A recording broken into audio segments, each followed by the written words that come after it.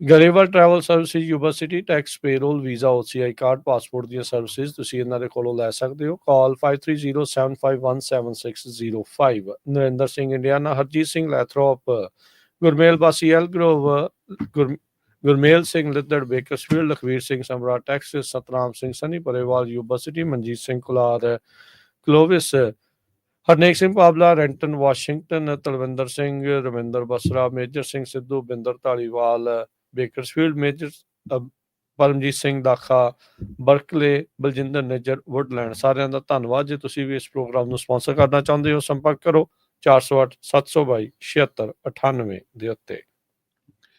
ਅੱਜ ਦੀਆਂ ਖਬਰਾਂ ਵੱਲ ਚੱਲੀਏ ਤੇ ਅੱਜ ਸੁਪਰੀਮ ਕੋਰਟ ਨੇ ਕਾਫੀ ਡਿਸੀਜਨ ਦਿੱਤੇ ਹੈਗੇ ਆ। ਇੱਕ ਤਾਂ ਸਿਟੀਜ਼ਨਸ਼ਿਪ ਨੂੰ ਲੈ ਕੇ, ਦੂਜਾ ਜੋ ਤੁਹਾਡੇ ਬੱਚੇ ਸਕੂਲਾਂ 'ਚ ਜਾਂਦੇ ਹੈਗੇ ਆ ਉਹਨਾਂ ਦੇ LGBTQ ਦਾ ਜਿਹੜਾ ਮਟੀਰੀਅਲ ਆ ਉਹਦੇ ਸੰਬੰਧ ਦੇ ਵਿੱਚ। ਸੋ ਆਪਾਂ ਖਬਰਾਂ ਵੱਲ ਚੱਲੀਏ ਤੇ ਕਹਿੰਦੇ ਪਈ ਜੋ ਸੁਪਰੀਮ ਕੋਰਟ ਆ ਉਹਨਾਂ ਨੇ ਅੱਜ ਪ੍ਰੈਜ਼ੀਡੈਂਟ ਡੋਨਲਡ ਟਰੰਪ ਨੂੰ ਕਾਫੀ ਜ਼ਿਆਦਾ ਜਿਹੜੀ ਆ ਇੱਕ ਤਰ੍ਹਾਂ ਨਾਲ ਵਿਨ ਦਿੱਤੀ ਹੈਗੀ ਆ ਇੰਜੰਕਸ਼ਨ ਦੇ ਸੰਬੰਧ ਦੇ ਵਿੱਚ, ਖਾਸ ਕਰਕੇ ਬਰਥ ਰਾਈਟ ਸਿਟੀਜ਼ਨਸ਼ਿਪ ਨੂੰ ਲੈ ਕੇ। ਪ੍ਰੈਜ਼ੀਡੈਂਟ ਡੋਨਲਡ ਟਰੰਪ ਹੁਣੀ ਜਦੋਂ ਪ੍ਰੈਜ਼ੀਡੈਂਟ ਬਣੇ ਸੀ ਉਸ ਟਾਈਮ ਦੇ ਉੱਤੇ ਉਹਨਾਂ ਨੇ ਇਹ ਕਿਹਾ ਸੀ ਭਈ ਅਮਰੀਕਾ ਦੇ ਵਿੱਚ ਜਿਹੜੇ ਬੱਚੇ ਨਾਨ ਇਮੀਗ੍ਰੈਂਟ, ਇਲੀਗਲ ਜਾਂ ਜਿਹੜੇ ਸਿਟੀਜ਼ਨ ਨਹੀਂ ਹੈਗੇ ਉਹਨਾਂ ਦੇ ਬੱਚੇ ਜੇ ਜੰਮਦੇ ਆ ਤੇ ਉਹ ਆਟੋਮੈਟਿਕ ਸਿਟੀਜ਼ਨ ਨਹੀਂ ਹੋ ਸਕਦੇ ਹੈਗੇ। ਉਸ ਸੰਬੰਧ ਦੇ ਵਿੱਚ ਇਹ ਲੋਅਰ ਕਈ ਕੋਰਟਸ ਜਿਹੜੀਆਂ ਆ ਉਹਨਾਂ ਨੇ ਸਟਾਪ ਕਰ ਦਿੱਤਾ ਸੀਗਾ ਜੀ ਹਾਂ, ਇੰਜੰਕਸ਼ਨ ਲਾਤਾ ਸੀ ਵੀ ਨਹੀਂ ਇਹ ਨਹੀਂ ਹੋ ਸਕਦਾ।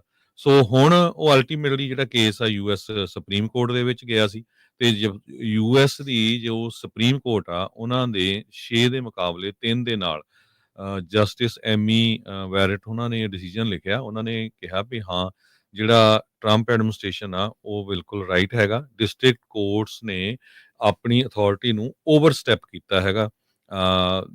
ਐਗਜ਼ੀਕਿਊਟਿਵ ਆਰਡਰ ਜੋ ਆ ਪ੍ਰੈਜ਼ੀਡੈਂਟ ਟਰੰਪ ਉਹਨਾਂ ਦਾ ਉਸ ਨੂੰ ਓਵਰਸਟੈਪ ਕੀਤਾ ਹੈਗਾ।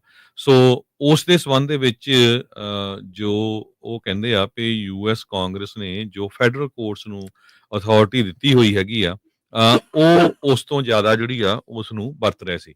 ਸੋ ਕੋਰਟਸ ਨੇ ਇਹ ਕਿਹਾ ਆ ਵੀ ਹੁਣ ਉਹਦੇ ਉੱਤੇ ਇੰਜੰਕਸ਼ਨ ਆ, ਪਰ ਕੀ ਜੋ ਅਨਡਾਕੂਮੈਂਟਡ ਜਾਂ ਜਿਹੜਾ ਬੰਦਾ ਸਿਟੀਜ਼ਨ ਨਹੀਂ ਹੈਗੇ, ਜਿਹੜੇ ਪੇਰੈਂਟਸ ਉਹਨਾਂ ਦੇ ਜੇ ਬੱਚੇ ਇੱਥੇ ਜੰਮਦੇ ਆ ਵੀ ਉਹ ਸਿਟੀਜ਼ਨ ਹੋਊਗੇ ਜਾਂ ਨਹੀਂ, ਉਹਦੇ ਬਾਰੇ ਹਜੇ ਫੈਸਲਾ ਬਾਅਦ 'ਚ ਹੋਣਾ ਹੈ। ਕੌਨਸਟੀਟਿਊਸ਼ਨੈਲਿਟੀ ਦੇ ਉੱਤੇ ਨਹੀਂ ਇਹਨਾਂ ਨੇ ਫੈਸਲਾ ਦਿੱਤਾ। ਇਹਨਾਂ ਨੇ ਇੱਕ ਹਿਸਾਬ ਦੇ ਨਾਲ ਹਰਜੋਤ ਸਿੰਘ ਜੀ ਜਿਹੜੇ ਅੱਜ ਫੈਸਲਾ ਆਇਆ ਆ ਸੁਪਰੀਮ ਕੋਰਟ ਦਾ, ਉਹਨਾਂ ਨੇ ਜਿਹੜੇ ਫੈਡਰਲ ਜੱਜਿਸ ਆ ਜਾਂ ਜਿਹੜੀਆਂ ਹੇਠਲੀਆਂ ਅਦਾਲਤਾਂ ਆ ਉਹਨਾਂ ਦੇ ਪਰ ਵਾਹਵਾ ਹੀ ਕੁਤਰ ਦਿੱਤੇ ਆ। ਸੋ ਫੈਡਰਲ ਲੈਵਲ ਦੇ ਉੱਤੇ ਇੰਜੰਕਸ਼ਨਸ ਲਾਉਣ ਦੇ ਉੱਤੇ ਪਾਵਰਸ ਨੂੰ ਬਹੁਤ ਜ਼ਿਆਦਾ ਸੁਪਰੀਮ ਕੋਰਟ ਨੇ ਇੱਕ ਹਿਸਾਬ ਦੇ ਨਾਲ ਅੱਜ ਦੇ ਫੈਸਲੇ ਨਾਲ ਲਿਮਿਟ ਕਰ ਦਿੱਤਾ। ਟਰੰਪ ਹੋਣਾ ਨੇ ਇਸ ਦੇ ਉੱਤੇ ਬਹੁਤ ਵੱਡੀ ਜਿਹੜੀ ਖੁਸ਼ੀ ਜਿਹੜੀ ਉਹ ਜਤਾਈ ਹੈਗੀ ਆ। ਉਹ ਕਹਿੰਦੇ ਵੀ ਮੋਨੂਮੈਂਟਲ ਵਿਕਟਰੀ ਹੈਗੀ ਆ। ਲਿਬਰਲ ਜਸਟਿਸਿਸ ਕਹਿੰਦੇ ਵੀ ਰੂਲ ਦਾ ਪੂਰੀ ਤਰ੍ਹਾਂ ਘਾਣ ਹੋ ਗਿਆ ਆ। ਸੋਨੀਆ ਸੋਟੋਮਾਯੋਰ ਜਿਹੜੇ ਜਸਟਿਸ ਨੇ ਉਹਨਾਂ ਨੇ ਡਿਸੈਂਟ ਦੇ ਵਿੱਚ ਲਿਖਿਆ ਵੀ ਕਹਿੰਦੇ ਵੀ ਇਹ ਹੁਣ ਖੁੱਲਾ ਸੱਦਾ ਦੇ ਦਿੱਤਾ ਗਿਆ ਸੰਵਿਧਾਨ ਨੂੰ ਬਾਈਪਾਸ ਕਰਨ ਦਾ। ਇਸ ਡਿਸੈਂਟ ਦੇ ਵਿੱਚ ਐਲੇਨਾ ਕੇਗਨ ਤੇ ਕੇਤਨਜੀ ਬਰਾਊਨ ਜੈਕਸਨ ਨੇ ਵੀ ਜਿਹੜਾ ਆ ਉਹ ਆਪਣਾ ਡਿਸੈਂਟ ਜਿਹੜਾ ਉਹ ਸ਼ੋ ਕੀਤਾ ਹੈਗਾ। ਸੋ ਬਹੁਤ ਵੱਡੀ ਜਿਹੜੀ ਘਟਨਾ ਆ ਇਹ ਅੱਜ ਸੁਪਰੀਮ ਕੋਰਟ ਦਾ ਇਸ ਟਰਮ ਦਾ ਲਾਸਟ ਦਿਨ ਆ ਤੇ ਅੱਜ ਬਹੁਤ ਵੱਡਾ ਜਿਹੜਾ ਫੈਸਲਾ ਆ ਉਹਨਾਂ ਨੇ ਸੁਣਾਇਆ ਹੈਗਾ ਹਰਜੋਤ ਸਿੰਘ ਜੀ, ਤੇ ਇਹਦੇ ਬਹੁਤ ਲੰਮੇ ਜਿਹੜੇ ਉਹ ਅਸਰ ਪੈਣੇ ਨੇ। ਸੋ ਇਹ ਇੱਕ ਵਾਰੀ ਫੇਰ ਕਲੀਅਰ ਕਰਦੇ ਜਾਈਏ, ਬਰਥ ਰਾਈਟ ਸਿਟੀਜ਼ਨਸ਼ਿਪ ਉਹ ਅਲਾਓ ਹੋਣੀ ਚਾਹੀਦੀ ਆ ਜਾਂ ਨਹੀਂ ਹੋਣੀ ਚਾਹੀਦੀ, ਉਸ ਉੱਤੇ ਫੈਸਲਾ ਨਹੀਂ ਆਇਆ। ਇਹ ਫੈਸਲਾ ਇਹ ਆਇਆ ਵੀ ਹੇਠਲੀਆਂ ਅਦਾਲਤਾਂ ਦੇ ਦੁਆਰਾ ਜੋ ਪ੍ਰੈਜ਼ੀਡੈਂਟ ਨੇ ਉਹ ਆਪਣੇ ਜਿਸ ਏਜੰਡੇ ਦੇ ਨਾਲ ਲੈ ਕੇ ਜਾਂਦੇ ਆ ਜਾਂ ਜਿਹੜੇ ਉਹਨਾਂ ਦੇ ਪ੍ਰਪੋਜ਼ਲਸ ਆ ਉਹਨਾਂ ਉੱਤੇ ਨੇਸ਼ਨ ਵਾਈਡ ਜਿਹੜੀਆਂ ਇੰਜੰਕਸ਼ਨਸ ਲੱਗਦੀਆਂ ਨੇ ਹੇਠਲੀਆਂ ਅਦਾਲਤਾਂ ਦੇ ਦੁਆਰਾ, ਜੱਜਿਸ ਦੇ ਦੁਆਰਾ, ਉਸ ਦੇ ਹਿਸਾਬ ਦੇ ਨਾਲ ਕਾਫੀ ਵੱਡੇ ਜਿਹੜੇ ਆ ਉਹ ਪਰ ਕੁਤਰ ਦਿੱਤੇ ਆ। ਸੋ ਆਪਾਂ ਨੂੰ ਪਤਾ ਆ ਵੀ ਮੌਜੂਦਾ ਤੌਰ ਦੇ ਉੱਤੇ ਜਿਹੜਾ ਸੁਪਰੀਮ ਕੋਰਟ ਆ ਉਹ ਇੱਥੇ ਜਿਹੜਾ ਆ ਕੰਜ਼ਰਵੇਟਿਵ ਆ 6 ਜਿਹੜੇ ਕੰਜ਼ਰਵੇਟਿਵ ਜਸਟਿਸਿਸ ਨੇ 3 ਜਿਹੜੇ ਇੱਥੇ ਲਿਬਰਲ ਜਸਟਿਸ ਜਿਹੜੇ ਉਹ ਮੰਨੇ ਜਾਂਦੇ ਆ ਤੇ ਉਸੇ ਹੀ ਤਰਜ਼ ਦੇ ਉੱਤੇ ਆਪੋ ਆਪਣੇ ਜਿਹੜੇ ਵਿਚਾਰਧਾਰਾ ਨੂੰ ਪਰਨਾਏ ਜਿਹੜੇ ਜਸਟਿਸ ਆ ਉਹਨਾਂ ਨੇ ਇਹ ਜਿਹੜੇ ਫੈਸਲੇ ਆ ਉਹ ਅੱਜ ਓਪੀਨੀਅਨ ਜਿਹੜਾ ਉਹ ਦਿੱਤਾ ਹੈਗਾ ਆ। So travesty for rule of law, monumental victory. So spectrum ਦੇ ਦੋਨੋਂ ਪਾਸੇ ਦੀਆਂ ਜਿਹੜੀਆਂ ਗੱਲਾਂ ਆ ਉਹ ਇਸ ਟਾਈਮ ਆਪਾਂ ਨੂੰ ਦੇਖਣ ਨੂੰ ਮਿਲੀਆਂ। ਕੰਜ਼ਰਵੇਟਿਵ ਜਸਟਿਸ ਐਮੀ ਕੌਨੀ ਬੈਰਟ ਉਹਨਾਂ ਨੇ ਜਿਹੜੇ ਓਪੀਨੀਅਨ ਮੈਜੋਰਟੀ ਓਪੀਨੀਅਨ ਜਿਹੜਾ ਇਸ ਦੇ ਵਿੱਚ ਲਿਖਿਆ ਆ ਤੇ ਉਹਨਾਂ ਨੇ ਜਿਹੜੇ ਡਿਸੈਂਟ ਕਰ ਰਹੇ ਜਸਟਿਸ ਜੈਕਸਨ ਆ ਉਹਨਾਂ ਦੇ ਆਰਗੂਮੈਂਟ ਨੂੰ ਕਿਹਾ ਵੀ ਇਹ ਤਾਂ ਬਹੁਤ ਜ਼ਿਆਦਾ ਜਿਹੜਾ ਆ ਜਿਹੜੇ 2 ਸਦੀਆਂ ਤੋਂ ਜੋ ਚੱਲ ਰਹੀ ਰਵਾਇਤ ਆ ਉਸ ਦੇ ਉਲਟ ਇੱਕ ਹਿਸਾਬ ਦੇ ਨਾਲ ਚੱਲਦਾ ਆ। ਸੋ ਇੱਕ ਪਾਸੇ ਜਸਟਿਸ ਕਹਿ ਰਹੇ ਆ ਵੀ ਜੋ ਪ੍ਰੈਸੀਡੈਂਟ ਸੈੱਟ ਹੋਏ ਆ ਉਹਦੇ ਹਿਸਾਬ ਦੇ ਨਾਲ ਫੈਸਲਾ ਆਇਆ ਆ। ਇੱਕ ਪਾਸੇ ਜਿਹੜੇ ਜਸਟਿਸਿਸ ਆ ਉਹ ਕਹਿ ਰਹੇ ਆ ਵੀ ਕਨਸਟੀਟਿਊਸ਼ਨ ਨੂੰ ਸਿੱਧਾ ਉਲੰਘਣਾ ਕਰਨ ਦਾ ਇਹਨਾਂ ਨੇ ਅੱਗੇ ਜਿਹੜਾ ਕਦਮ ਆ ਉਹ ਵਧਾ ਦਿੱਤਾ ਆ। ਇਸ ਦੇ ਉੱਤੇ ਸੁਪਰੀਮ ਕੋਰਟ ਕਹਿੰਦੇ ਮੰਨਿਆ ਜਾ ਰਿਹਾ ਵੀ ਅਕਤੂਬਰ ਦੇ ਮਹੀਨੇ ਦੇ ਵਿੱਚ ਇਸ ਬਰਥ ਰਾਈਟ ਸਿਟੀਜ਼ਨਸ਼ਿਪ ਦੀ ਕਨਸਟੀਟਿਊਸ਼ਨੈਲਿਟੀ ਯਾਨੀ ਕਿ ਸੰਵਿਧਾਨਿਕ ਤੌਰ ਦੇ ਉੱਤੇ ਇਹ ਮੱਦ ਹੋਣੀ ਚਾਹੀਦੀ ਆ ਜਾਂ ਨਹੀਂ ਹੋਣੀ ਚਾਹੀਦੀ ਉਸ ਦੇ ਉੱਤੇ ਅਕਤੂਬਰ ਦੇ ਵਿੱਚ ਫੈਸਲਾ ਕਹਿੰਦੇ ਵੀ ਸੁਪਰੀਮ ਕੋਰਟ ਸੁਣਾ ਸਕਦਾ ਆ। ਅਟਾਰਨੀ ਜਨਰਲ ਜਿਹੜੇ ਪੈਮ ਬੌਂਡੀ ਆ ਉਹਨਾਂ ਨੇ ਇਸ ਦੇ ਉੱਤੇ ਜਿਹੜੀ ਟਿੱਪਣੀ ਆ ਉਹ ਕਰਦੇ ਹੋਏ ਆਖਿਆ ਆ। ਸੋ ਸੁਪਰੀਮ ਕੋਰਟ ਦੀ ਰੂਲਿੰਗ ਡਾਇਰੈਕਟਲੀ ਇਨਡਾਇਰੈਕਟਲੀ ਸਾਰੇ ਹੀ ਅਮਰੀਕਨਸ ਨੂੰ ਜਿਹੜਾ ਹਰਜੋਤ ਸਿੰਘ ਜੀ ਇਸ ਦੇ ਵਿੱਚ ਜਿਹੜਾ ਇੰਪੈਕਟ ਆ ਉਹ ਕਰਨ ਜਾ ਰਹੀ ਆ। ਸੋ ਇਹ ਬਰਥ ਰਾਈਟ ਸਿਟੀਜ਼ਨਸ਼ਿਪ ਦਾ ਜਿਹੜਾ ਕੇਸ ਹੁਣ ਮੰਨ ਲਓ ਕਿਤੇ ਵੀ ਜਿਹੜਾ ਉਹ ਚੱਲ ਰਿਹਾ ਹੈ, ਜੇ ਮੰਨ ਲਓ ਵੀ ਕੈਲੀਫੋਰਨੀਆ 'ਚ ਆ ਜਾਂ ਓਰੇਗਨ 'ਚ ਆ ਤਾਂ ਉਹਦਾ ਫੈਸਲਾ ਸਿਰਫ ਉੱਥੇ ਹੀ ਜਿਹੜਾ ਉਹ ਹੋ ਸਕਦਾ ਆ, ਉਹ ਉੱਥੇ ਤੱਕ ਹੀ ਅਧਿਕਾਰਤ ਜਿਹੜਾ ਉਹ ਰਹਿ ਜਾਊਗਾ। ਨੇਸ਼ਨ ਵਾਈਡ ਜਿਹੜਾ ਕਹਿੰਦੇ ਵੀ ਇੰਟਾਇਰ ਕੰਟਰੀ ਦੇ ਉੱਤੇ ਇਸ ਦਾ ਜਿਹੜਾ ਕਹਿੰਦੇ ਵੀ ਅਸਰ ਆ ਉਹ ਹੁਣ ਨਹੀਂ ਹੋਵੇਗਾ। ਸੋ ਬਹੁਤ ਵੱਡੀ ਜਿਹੜੀ ਰੂਲਿੰਗ ਆ ਅੱਜ ਸੁਪਰੀਮ ਕੋਰਟ ਨੇ ਦੇ ਕੇ ਜਿਹੜੇ ਟਰੰਪ ਹੁਣਾਂ ਨੂੰ ਇੱਕ ਹਿਸਾਬ ਦੇ ਨਾਲ ਫੈਡਰਲ ਲੈਵਲ ਦੇ ਉੱਤੇ ਵੱਡੀ ਜਿਹੜੀ ਜਿੱਤ ਉਹ ਕਹਿ ਸਕਦੇ ਆ ਵੀ ਦਿੱਤੀ ਆ। ਸੋ ਉਹਨਾਂ ਦੇ ਪ੍ਰਪੋਜ਼ਲਸ ਹਾਂ ਹੋ ਸਕਦਾ ਵੀ ਬਲੂ ਸਟੇਟਸ ਦੇ ਵਿੱਚ ਉਹਨਾਂ ਉੱਤੇ ਰੋਕਾਂ ਲੱਗ ਜਾ ਕਰਨ ਪਰ ਰੈੱਡ ਸਟੇਟਸ ਦੇ ਵਿੱਚ ਉਹ ਅੱਗੇ ਜਿਹੜੇ ਉਹ ਵਧਣਗੇ। ਕੱਲਾ ਇਹੀ ਨਹੀਂ, ਆਉਣ ਵਾਲੇ ਸਮੇਂ ਦੇ ਵਿੱਚ ਸਰਕਾਰਾਂ ਤਾਂ ਚਲੋ ਇੱਥੇ ਬਦਲਦੀਆਂ ਰਹਿੰਦੀਆਂ ਆ, ਉਹ ਸਾਰਾ ਕੁਝ ਦੂਜਿਆਂ ਦੇ ਲਈ ਵੀ ਉਸੇ ਤਰੀਕੇ ਦੇ ਨਾਲ ਹੋਊਗਾ। ਪਰ ਅਕਤੂਬਰ ਦੇ ਵਿੱਚ ਹੁਣ ਇੰਤਜ਼ਾਰ ਰਹੇਗਾ ਵੀ ਬਰਥ ਰਾਈਟ ਸਿਟੀਜ਼ਨਸ਼ਿਪ ਸੰਵਿਧਾਨਿਕ ਤੌਰ ਦੇ ਉੱਤੇ ਜਿਹੜਾ 14th ਅਮੈਂਡਮੈਂਟ ਸੀਗਾ ਉਸ ਦੇ ਨਾਲ ਇਹ ਮੇਲ ਖਾਂਦੀ ਆ ਨਹੀਂ ਖਾਂਦੀ ਆ ਤੇ ਜਸਟਿਸਿਸ ਜਿਹੜੇ ਆ ਉਸ ਨੂੰ ਕਿਸ ਤਰੀਕੇ ਦੇ ਨਾਲ ਜਿਹੜਾ ਰੀਡ ਕਰਦੇ ਆ ਤੇ ਕਿਸ ਤਰੀਕੇ ਦੇ ਨਾਲ ਇੰਟਰਪ੍ਰੈਟ ਕੀਤਾ ਜਾਂਦਾ ਹੈਗਾ ਆ। ਅੱਜ ਦੀ ਰੂਲਿੰਗ ਦੇ ਮੁਤਾਬਕ 30 ਦਿਨਾਂ ਦੇ ਵਿੱਚ ਜਿਹੜੇ ਇਹ ਜਿਹੜਾ ਆਰਡਰ ਸੀਗਾ ਉਹ ਇਫੈਕਟ ਹੋ ਜਾਊਗਾ, ਉਹ ਲਾਗੂ ਕਰਨਾ ਸ਼ੁਰੂ ਕਰ ਦੂਗੇ। ਅਲਟੀਮੇਟਲੀ ਠੀਕ ਆ ਵੀ ਇਹ ਸੁਪਰੀਮ ਕੋਰਟ ਦੇ ਵਿੱਚ ਜਾਊਗਾ ਵੀ ਕੀ ਹੋਣਾ ਚਾਹੀਦਾ, ਕੀ ਉਹ ਸਿਟੀਜ਼ਨ ਹੋ ਸਕਦੇ ਆ ਜੋ ਇੱਥੇ ਬੋਰਨ ਹੋਏ ਆ ਜਾਂ ਨਹੀਂ। ਇਹ ਅਕਤੂਬਰ ਦੇ ਵਿੱਚ ਡਿਸੀਜਨ ਹੋਊਗਾ। ਜੋ ਪੈਮ ਬੌਂਡੀ ਹੁਣੀ ਜੋ ਇੱਥੇ ਦੇ ਅਟਾਰਨੀ ਜਨਰਲ ਅਮਰੀਕਾ ਦੇ ਉਹ ਕਹਿ ਰਹੇ ਆ। JD ਵੈਂਸ ਜੋ ਵਾਈਸ ਪ੍ਰੈਜ਼ੀਡੈਂਟ ਆ ਉਹਨਾਂ ਨੇ ਇਹ ਕਿਹਾ ਆ ਵੀ ਹਰ ਇੱਕ ਨੂੰ ਰੂਲ ਫੋਲੋ ਕਰਨੇ ਪੈਣੇ ਆ ਚਾਹੇ ਉਹ ਜੱਜਸ ਵੀ ਕਿਉਂ ਨਾ ਹੋਣ। ਸੋ ਅਟਾਰਨੀ ਜਨਰਲ ਪੈਮ ਬੌਂਡੀ ਹੁਣੀ ਇਹ ਕਿਹਾ ਵੀ ਜੋ ਬਰਥ ਰਾਈਟ ਸਿਟੀਜ਼ਨਸ਼ਿਪ ਹੈਗਾ ਆ ਇਹ ਅਕਤੂਬਰ ਮਹੀਨੇ ਦੇ ਵਿੱਚ ਬਿਲਕੁਲ ਡਿਸਾਈਡ ਹੋਊਗਾ। ਕਹਿੰਦੇ ਵੀ ਅਨਡਾਕੂਮੈਂਟਡ ਬੇਬੀ ਜਿਹੜਾ ਆ would be an enforcement priority। ਜੇ ਅਨਡਾਕੂਮੈਂਟਡ ਬੇਬੀ ਜਾਂ ਮੰਨ ਲਓ ਵੀ ਜਿਹੜਾ ਇੱਥੇ ਬੋਰਨ ਹੁੰਦਾ ਆ ਤੇ ਉਹ ਸਿਟੀਜ਼ਨ ਤਾਂ ਹੈ ਨਹੀਂ ਪਰ ਉਹ ਇਮੀਗ੍ਰੇਸ਼ਨ ਵਾਲੇ ਹੁਣ ਉਹਨਾਂ ਦੇ ਪਿੱਛੇ ਵੀ ਜਾਣਗੇ ਕਿਉਂਕਿ ਇੱਕ ਜੀ। ਸੋ ਦੇਖੋ ਹੁਣ ਹਸਪਤਾਲਾਂ 'ਚ ਅਰੈਸਟ ਕਰਨੇ ਸ਼ੁਰੂ ਕਰ ਦੂਗੇ। ਨਹੀਂ ਇਹ ਤਾਂ ਅਜੇ ਪਰ ਹਰਜੋਤ ਸਿੰਘ ਜੀ ਦੱਸਦੇ ਜਾਈਏ ਵੀ ਬਾਰ-ਬਾਰ ਫੇਰ ਦੱਸਦੇ ਜਾਈਏ ਵੀ ਅਜੇ ਇਹ ਨਹੀਂ ਉਹਨਾਂ ਨੇ ਕਿਹਾ ਵੀ ਜਿਹੜੇ ਉਹਨਾਂ ਦੇ ਨਿਆਣੇ ਜੰਮੇ ਆ ਤੇ ਉਹ ਸਿਟੀਜ਼ਨ ਨਹੀਂ ਆ, ਉਸ ਦਾ ਜਿਹੜਾ ਅਜੇ ਫੈਸਲਾ ਨਹੀਂ ਹੋਇਆ। ਸਿਰਫ ਤੇ ਸਿਰਫ ਇਹ ਫੈਸਲਾ ਹੋਇਆ ਵੀ ਜੱਜਿਸ ਨੂੰ ਅਖਤਿਆਰ ਹੈਗਾ ਆ ਫੈਡਰਲ ਲੈਵਲ ਦੇ ਉੱਤੇ ਇੰਜੰਕਸ਼ਨਸ ਲਾਉਣ ਦਾ, ਨੇਸ਼ਨ ਵਾਈਡ ਇੰਜੰਕਸ਼ਨ ਲਾਉਣ ਦਾ ਜਾਂ ਨਹੀਂ। ਸੋ ਸੁਪਰੀਮ ਕੋਰਟ ਨੇ ਪਰਖ ਉਤਰੇ ਆ ਜਿਹੜੀਆਂ ਹੇਠਲੀਆਂ ਅਦਾਲਤਾਂ ਦੇ ਜਿਹੜੇ ਜੱਜਿਸ ਆ ਉਹਨਾਂ ਦੀ ਜੂਰਿਸਡਿਕਸ਼ਨ ਦੇ। ਸੋ ਵੱਡੀਆਂ ਜਿਹੜੀਆਂ ਚੀਜ਼ਾਂ ਆ ਉਹ ਇਸ ਦੇ ਵਿੱਚ ਚੇਂਜਸ ਜਿਹੜੀਆਂ ਹੋਣਗੀਆਂ। ਹਾਂ ਇਹ ਅੱਗੇ ਇਸ ਚੀਜ਼ ਉੱਤੇ ਵਿਚਾਰ ਹੋ ਸਕਦਾ ਜੇ ਸੁਪਰੀਮ ਕੋਰਟ ਇਹ ਫੈਸਲਾ ਸੁਣਾਉਂਦੀ ਆ ਵੀ ਅਨਡਾਕੂਮੈਂਟਡ ਜਾਂ ਜਿਹੜੇ ਨਾਟ ਅਨਡਾਕੂਮੈਂਟਡ ਨੌਨ ਸਿਟੀਜ਼ਨ ਲੋਕਾਂ ਦੇ ਜਿਹੜੇ ਨਿਆਣੇ ਜਿਹੜੇ ਜੰਮਦੇ ਆ, ਐਟਲੀਸਟ ਇੱਕ ਸ਼ਾਇਦ ਮਾਪੇ ਜਿਹੜੇ ਉਹਨਾਂ ਦੇ ਵਿੱਚੋਂ ਸਿਟੀਜ਼ਨ ਹੋਣਾ ਚਾਹੀਦਾ, ਫਿਰ ਸਿਟੀਜ਼ਨ ਹੋਊਗਾ। ਇਹਦੀ ਕਲੈਰਿਟੀ ਇਹ ਡਿਟੇਲ ਦੇ ਵਿੱਚ ਆਪਾਂ ਦੱਸਾਂਗੇ। ਨਹੀਂ, ਅਜੇ ਹੋਣੀ ਆ, ਇਹਦਾ ਫੈਸਲਾ ਹੀ ਨਹੀਂ ਆਇਆ ਅਜੇ। ਇਹ ਅਕਤੂਬਰ ਦੇ ਵਿੱਚ ਫੈਸਲਾ ਜਿਹੜਾ ਉਹ ਆਊਗਾ। ਸੋ ਆਪਾਂ ਉਸ ਦੇ ਉੱਤੇ ਅਜੇ ਚਰਚਾ ਜਿਹੜੀ ਕਹਿ ਸਕਦੇ ਵੀ ਹੋਊਗੀ ਨਹੀਂ, ਕਰ ਨਹੀਂ ਸਕਾਂਗੇ ਜਿੰਨੀ ਦੇਰ ਤੱਕ ਆਪਾਂ ਨੂੰ ਐਗਜ਼ੈਕਟਲੀ ਸੁਪਰੀਮ ਕੋਰਟ ਕੁਝ ਦੱਸਦਾ ਨਹੀਂ। ਪਰ ਪ੍ਰੈਜ਼ੀਡੈਂਟ ਡੋਨਲਡ ਟਰੰਪ ਉਹਨਾਂ ਨੇ ਅੱਜ ਕੁਝ ਮਿੰਟ ਪਹਿਲਾਂ ਹੀ ਇਹ ਕਿਹਾ ਆ, ਜਦੋਂ ਰਿਪੋਰਟਰਸ ਦੇ ਕੁਐਸਚਨਸ ਨੂੰ ਆਨਸਰ ਕਰ ਰਹੇ ਸੀ।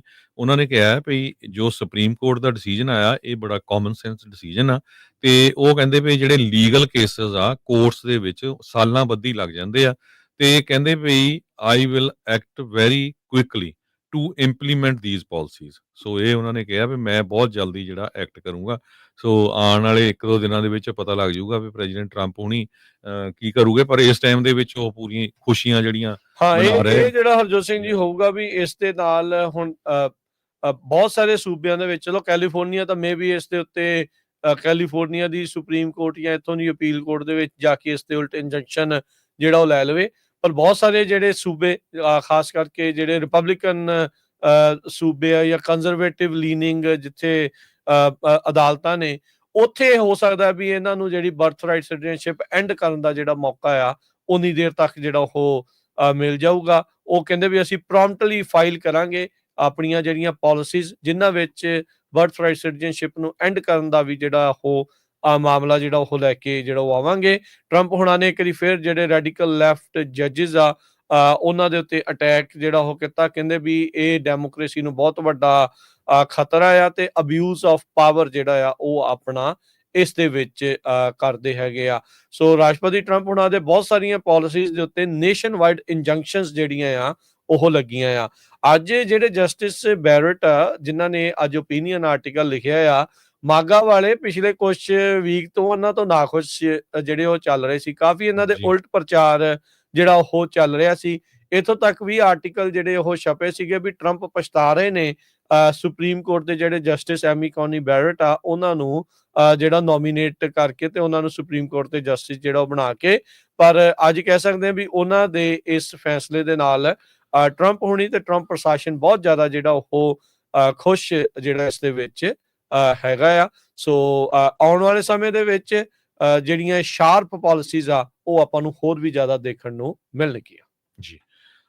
ਤੇ ਦੂਸਰਾ ਜਿਹੜਾ ਡਿਸੀਜਨ ਦਿੱਤਾ ਹੈ ਅੱਜ ਸੁਪਰੀਮ ਕੋਰਟ ਨੇ, ਉਹਨਾਂ ਨੇ ਇਹ ਕਿਹਾ ਆ ਵੀ ਜਿਹੜੇ ਪੇਰੈਂਟਸ ਆਪਟ ਆਊਟ ਕਰਨਾ ਚਾਹੁੰਦੇ ਆ ਵੀ ਉਹਨਾਂ ਦੇ ਬੱਚਿਆਂ ਨੂੰ LGBTQ ਬੁੱਕਸ ਜੋ ਐਲੀਮੈਂਟਰੀ ਸਕੂਲ ਦੇ ਵਿੱਚ ਪੜ੍ਹਾਈਆਂ ਜਾਂਦੀਆਂ ਆ ਉਹਨਾਂ ਤੋਂ ਬਾਹਰ ਰੱਖਿਆ ਜਾਵੇ, ਤੇ ਸੁਪਰੀਮ ਕੋਰਟ ਉਹਨਾਂ ਦੇ ਹੱਕ ਦੇ ਵਿੱਚ ਆਈ ਹੈਗੀ ਆ। ਪੇਰੈਂਟਸ ਨੇ ਮੌਂਟਗੋਮਰੀ ਕਾਉਂਟੀ ਮੈਰੀਲੈਂਡ ਦੇ ਸਕੂਲ 'ਚ ਸੂ ਕੀਤਾ ਸੀ।